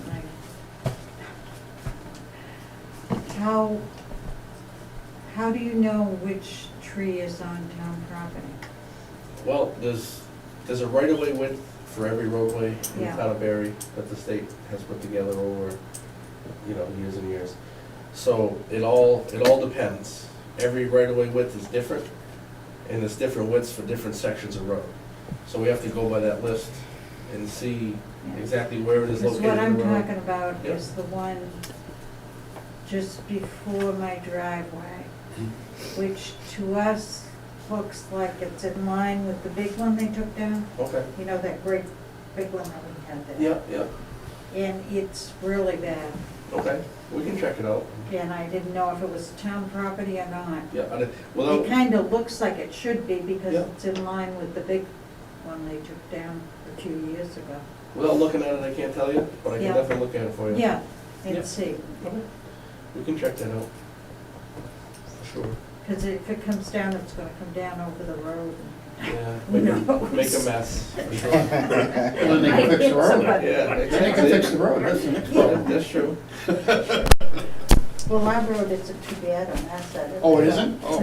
It's the other side of the That's hill. kind of bad, yeah. I don't even go property anymore. No, that's pretty bad. Anyway, Yeah, I mean, I don't have anything else for you. I appreciate your time and explanations. Well, thank you guys. Thank you. If you guys do come up with something, just let me know. Cool. Great. Take care of it. very Thank good. you. See you on the baseball field in a couple of weeks, right? Yeah, All right. exactly, yeah. Season will start up. Sam, good to see you. Thanks, guys. Thanks. Bye. Have a good night. All right, let's see, let's get back to, I think that was it for a new business. I don't have the agenda up, is there anything somewhere here with this? Review, discuss revenue numbers. We didn't get new revenue, right? Just whatever was last. Probably be new revenue after, was it May 1st? When the rest of the property taxes come in? Yeah. We're looking pretty good at the last update. Any questions on budget expenses? The police department's still running over. We kind of knew that. Mhm. They're gonna continue to run over. There's Yeah. really not much we can do about that, I right? met with Dr. Marshall and the chief this morning to discuss the overages on the budget, and the chief, you know, he's trying to be conservative with what he can, but there's just costs to continue Yeah. putting people on, you know, to keep the department staffed, but we are fully staffed at this point with the 10 full-time officers, so the overtime budget shouldn't be, you know, it shouldn't grow exponentially at this point. Mhm. So, yeah, but he's, you know, making sure that we're in the loop, having conversations about it. But we're still we still have to pay him, and then we have to pay the old chief out, right? Correct. So that, Yeah, we can't really do anything about that. right. He had a sweet contract. Yeah, exactly. Anything new on the CapEx? No, I haven't received any new requests other than, we will have to, I think I discussed this before, but there is that oven at the Quabbin Regional School District. They didn't submit any new requests, which I forgot to ask while they were here if they had any No, new you didn't need to requests. ask them. I mean, they can figure out their budget first. Yeah, it's true. Good, yeah. Don't be like, hey, we want to see if you Right. No, they can spend more money. I'll ask them so I can say no. No, I'm just kidding. Better tell them now than then. Right, yeah. Well, they said they're buying cameras. I mean, I think they can. No, they've been pretty, I mean, they're Yeah. very good at telling us what they're asking for. I'd like to ask them about the generator. Did they? Yeah. You didn't have any info on that? I need to reach back out to their maintenance person. Like, my IFB is ready. I just need his, he was meeting with an engineer. I don't know if the engineer's met with him yet, or if he's still waiting on that person to give him feedback on the numbers, but I just need to plug in their numbers before, and then I can go out to bid. Great. I think that's it for anything that's new. Approval of minutes from the 29th. I saw those in there. I read through the minutes. Anybody have any comments, questions, concerns, amendments? I was good. Nope. They look good. I make a motion that we accept the meeting minutes of Tuesday, March 29th. Second. All in favor? Aye. Aye. One of you guys, I'm sure I know the answer on the reserve. Oh, yeah, we're deep in the. You guys, I figured you guys got the full policy written up by now. Wow, it's pretty close. Yeah. Right, Corey? We'll have that Oh, you got the all done, right away. I would have came there in person tonight, but I've had like a cough for a couple days. Yeah. I've taken like 3 COVID tests. It's not COVID, but That's good. I That's still good. don't want to sit there and Yeah. cough all night and have you guys stare at me. The- You sure? Yeah, obviously with that, I'm just poking fun a little bit with, but it is an open meeting, so when you guys do meet, you gotta make sure, arrange with Jessica so it gets posted. And whether you do it over Zoom or come here, you won't have the luxury of having Sandy do the minutes, so you wanna keep some minutes that we can post. All right, on that, but you guys probably should be like 1 or 2 meetings, I would imagine, and then just Yeah. bring whatever you want here and go from there. Sound good? Things are winding down on my end, so I have a lot more time freeing up. I'm trying to get through all my contracts and get them done as quick as I can, but I should be free over the next couple of weeks. Yeah, it's, we got 60 days before town meeting, you know, so, and then, I'm not saying it needs to be done before town meeting, it's, I would like to see it before next budget season, and, you know, we probably won't meet a lot, you know, for Corey and Leanne, maybe once or twice between, you know, the end of town meeting in October or November.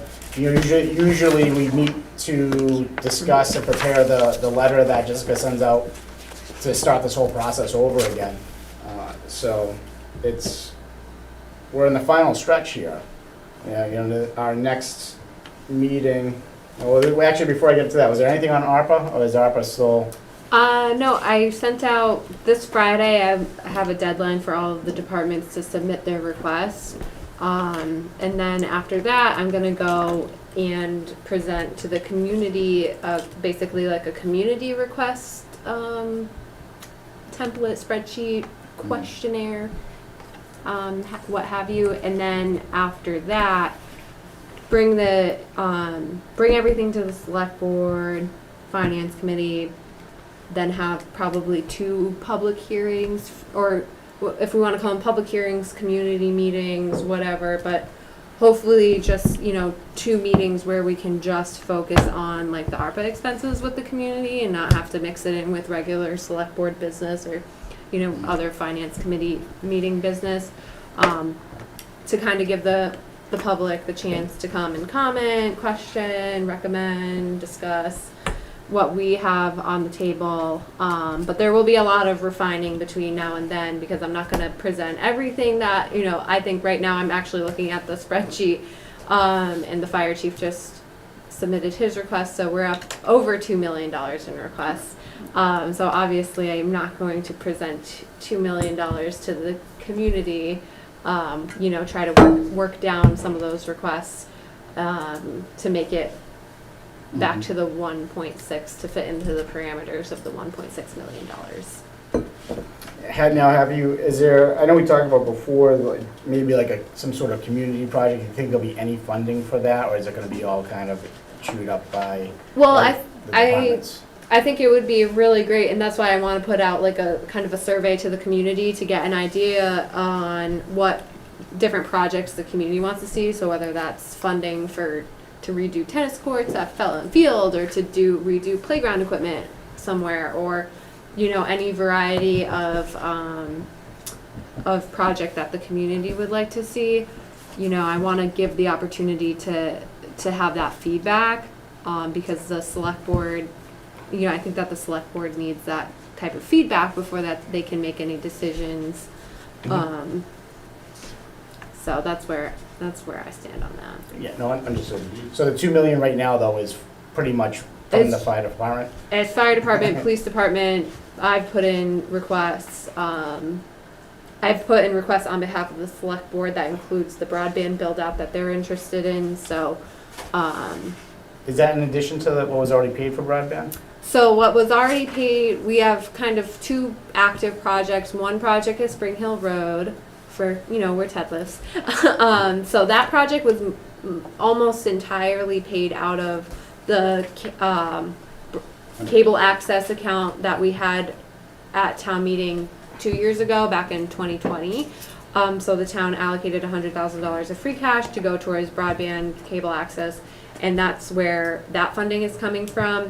And then the other project that we are in the process of completing is municipal broadband, or the municipal fiber project, because the equipment that the town had was going end of life. So we were kind of forced to either not have internet or to go forward with funding this project, which I think was around $200 and something thousand. I forget the exact figures. So those are the 2 active broadband, fiber, internet related projects. And then this third project would build it out to the other 7 or 8 streets that don't, you know, have access to internet, but we've surveyed. I know my office has done surveys over the years and has gotten a list of residents who are actively seeking that connection to internet, and that spans over about 8 different streets. So I have a quote from Spectrum. I'll probably have to get it updated just because of the costs. Everything's, costing more money. But I do have, conversations with them about this project as well. So, Great. yeah. Yeah, general discussions, questions? Well, I have a question on treasure collector department. How's that Sure. going? So far, it's going great. I wasn't able to have a conversation with them today. They were here today, but Dan and I met with Sarah, who's the owner of the company, who's been helping us out a couple hours every week, and then her staff is also working in there as well. So I think she has a lot of institutional knowledge. She has ideas on how we can fund things differently, how we can access different revenue, one-time revenue sources through the sale of properties that the town owns, doing auctions and whatnot. So she's kind of working on a couple different projects, as making sure that we're getting up to speed on where we need to be so we can close our books on time and hopefully have access to that free cash for a special town meeting in the early fall. I think that would be, so essentially what happened with the Chapter 90 funds is, even if the Chapter 90 funds are released, we're still not going to have access to that money for like this annual town meeting, because we won't have access to that money until we close the books for this year. And so once we close the books for this year, and we're going to do it the earliest we've ever done it, Which is when? You got a rough idea when it's going to be? September, October. Okay. And then a couple weeks after that, we'll have access to the free cash. Hopefully we can go to town meeting early November, well, mid-November. I'm gonna be on vacation early November. But Whatever. we'll go to special town meeting and be able to kind of, fill. We're gonna do what we can this annual town meeting, because there is a stabilization account that we have that's been on the books for a long time. Oh, yeah, how's that coming out? That's my next question.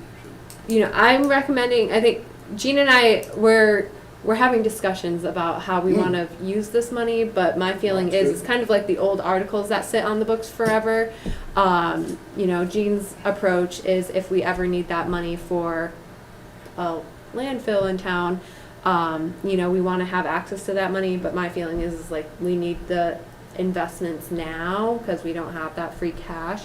So we should use the $200 and whatever $1,000 that we have sitting in that account to fund, some of the capital expenses that we have coming up just for this annual town meeting.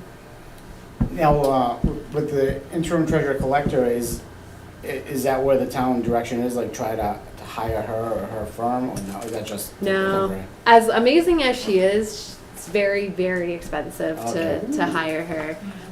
She's a wealth of, she's a very knowledgeable at what she does. that's for sure.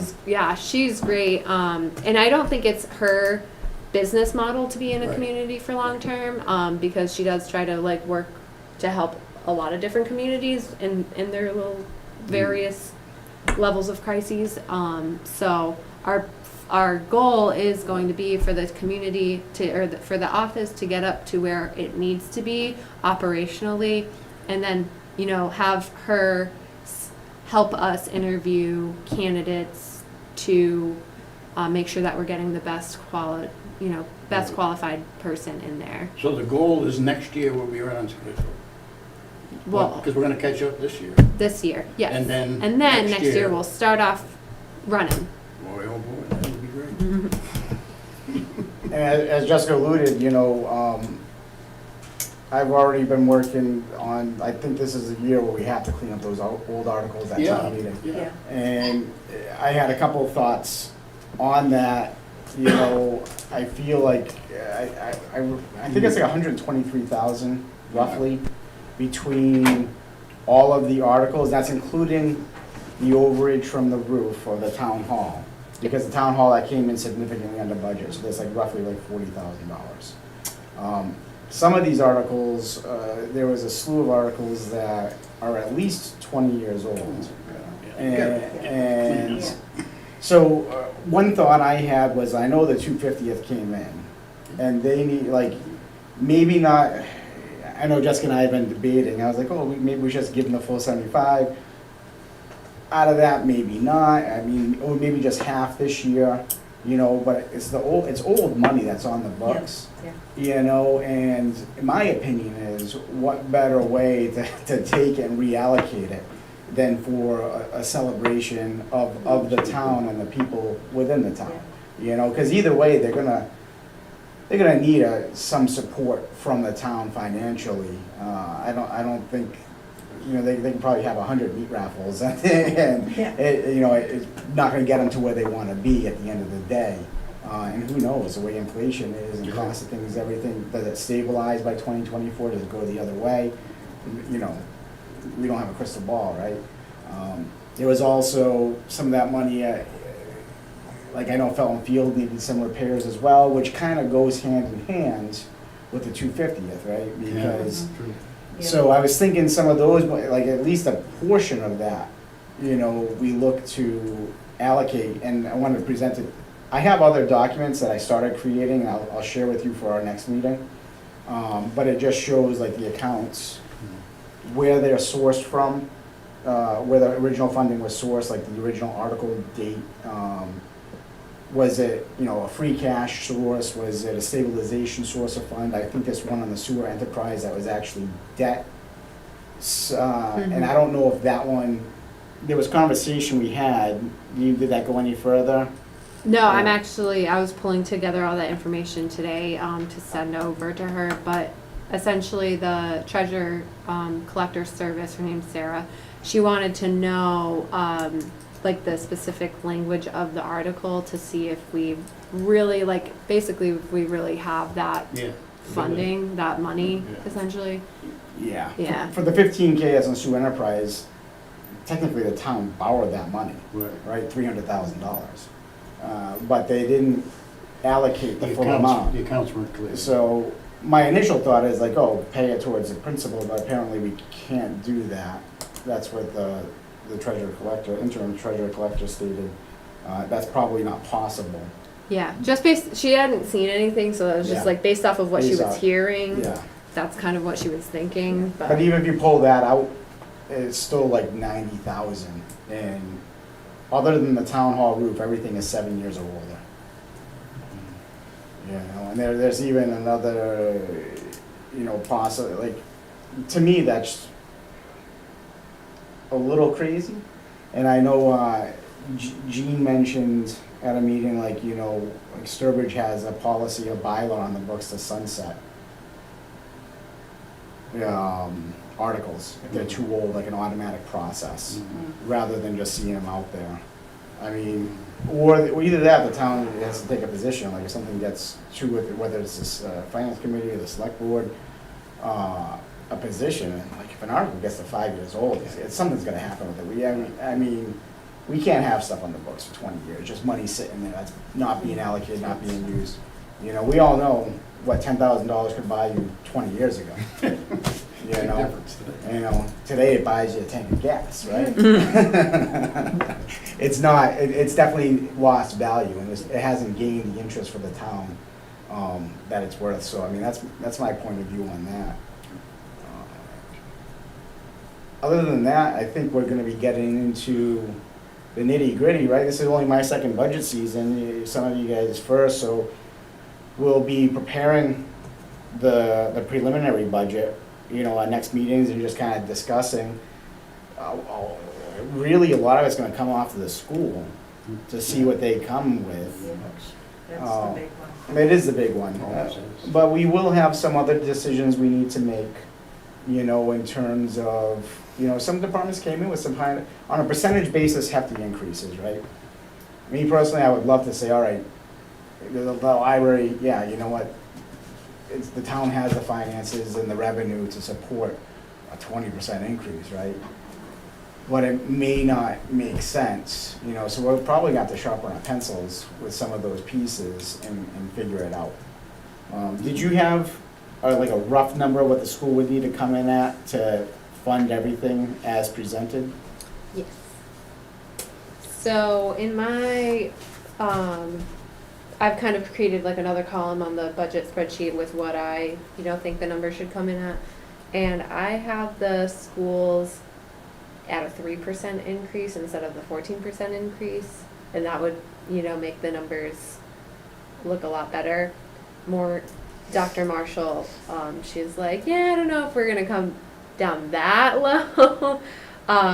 So I'm still gonna work with the schools to see on like where, how low can we go?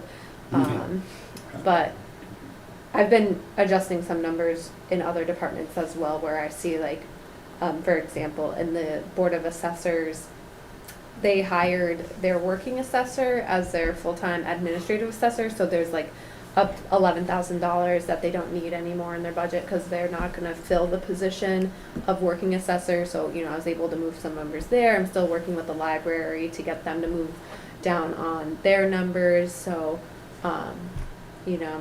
chipping away at different pieces of the budget. Yeah, I mean, we do have like, Tony's account with the veterans. That's another one where I shaved off. Yeah, but you have to be cautious because all of a sudden, a couple of folks move to town, they need service, but I think history over the last few years, it does make sense to bring that down by 20 or 30. I think I'm proposing $30,000 less. Yeah, and then see what happens if he needs more money, he'll just have to come and Yeah. see what we can do. Because it's definitely gonna be a tight budget. But revenues are looking good. Yep. Reserve fund would come in, Brian. Yeah, If it's a veteran that comes in and we need the money yeah. Yeah, to reserve. pay him, I know. Well, reserve fund. preliminary, a thought I had was taking a portion, at least 10,000 of that money from him and increasing the reserve funds. So that way, if he did have it, then the reserve fund's 20,000. I'm not sure if we're gonna be able to do that this year because of all the other increases. We used to have 50,000 for reserve. Be nice. See, that would make sense, if you're That's running a what the tight budget. standard was. Yeah. True. And And, if you didn't use it, you didn't use it. yeah, then it rolls over. But No, it doesn't roll over. no, it rolls into the free cash or, Yeah. whatever that pays for other things in the actual budget. But, what can you do? It's gonna be a tight budget. Revenue is looking good though. Yep. I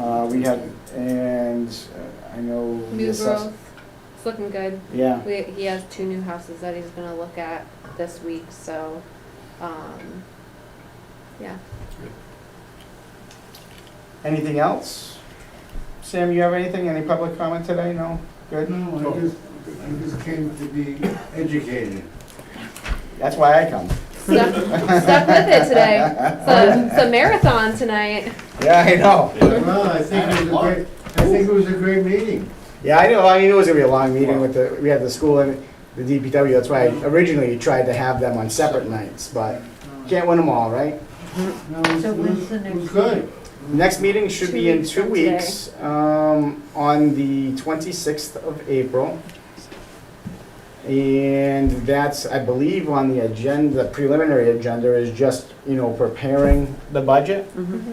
We may need to see the fire chief again, because he needs even more money for the new contracts. Yep. So, I mean, I don't know if we want to have him come visit that night. Wasn't there somebody else that needed to represent The library. the library? Are they ready to represent? Did they sharpen their I don't- pencil over there? I don't think they're ready to present. Yeah. Not yet. They haven't presented anything to me yet, that's for sure. Well, we don't want to get too Anything deep in final, the I process. guess, but- Maybe Yeah. if it's not the next meeting, I mean, Oh, we will definitely be cleaning that up before the next meeting, no. okay. Yeah, after that, because then we get into it, because once we are in May, we have the public hearing, Yeah. right? Is that the last week of May? Right before Memorial Day, I believe. Yep. And then town meeting's on the 14th, so Friday. we'll see if we need to have June 14th is, yep, is the town meeting. And the public hearing, are we gonna do that at the senior center again? Is that like the typical? That spot? was where we did it Yeah. last year, I don't know, year before. Yeah, we've done it Okay. there other years too. Okay, Seems to work out. Yeah. okay. When did you say that was? The public hearing is May. the Tuesday before Memorial Day. I think, the public hearing, yeah, is that the 24th? I think so. Sounds about right. Okay, yeah. Because then there's no meeting, and then we kind of skip a week, right? Is that how it works? Yeah, there's 3 weeks, I believe, in between the public hearing and town meeting. So, and obviously we'll play that by ear. If we feel that we need to meet more frequently as we get closer to the annual, I mean, I think with not having a lot of free cash, I mean, we'll have to see what comes across for articles on the warrant, right? Right now, I think we're just gonna have to have more discussions about specifically what we wanna do about the fire chief's request for a fire truck and a ambulance. But also like thinking about how we can utilize ARPA as a tool to offset some of the costs. You know, realizing that the cost isn't going to be incurred until we actually receive the apparatus, which is gonna be 2 years down the road. So, for me, the ambulance makes sense, and I'm a firm believer that we need to get the fire chief in an ambulance schedule similar to what the police chief has with the cruisers. You know, because the ambulances have wear and tear, and he's got to get the funds into his budget, like on a revolving account. And the ambulance, he's looking to mimic. It's $100,000 more for the same exact piece of equipment. It's absolutely crazy at the cost increase on some of these pieces Now, here. I don't know how they did it, but Phillipston, they went to Ann Goby, Mhm. and they're getting a new, brand new ambulance. 386,000. She found the money somewhere.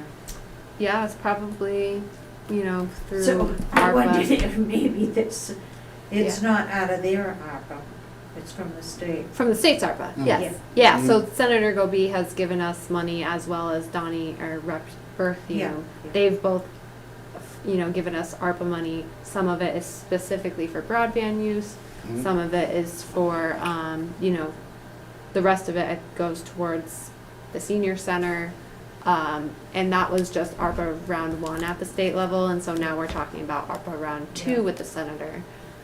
So those conversations are very much happening. It would be great. So maybe that, It would be better if they gave us a fire station than an ambulance. That's my first ask. You know, I mean, if you're looking at the overall, you know, advantage of Yeah. dollars, like, go big. Right, And be like, well, since you weren't able to get us a fire station, now we'll take a fire truck. right, But yeah.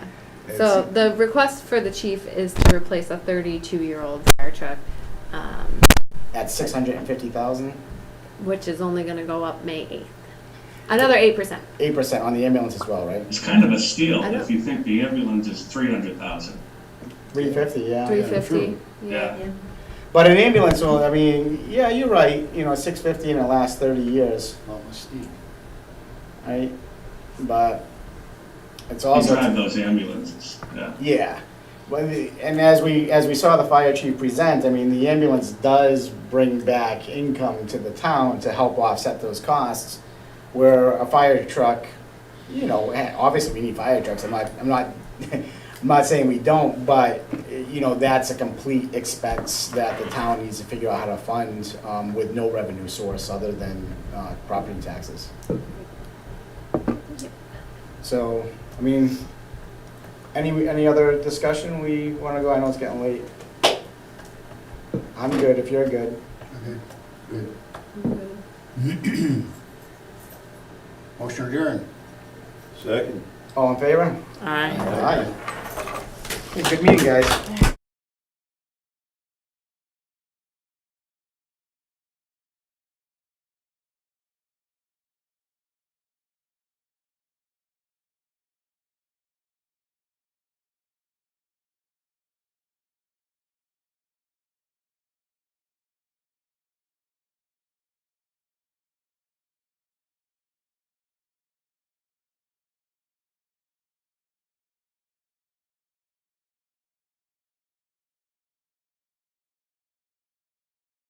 And we will jump right into it with new business.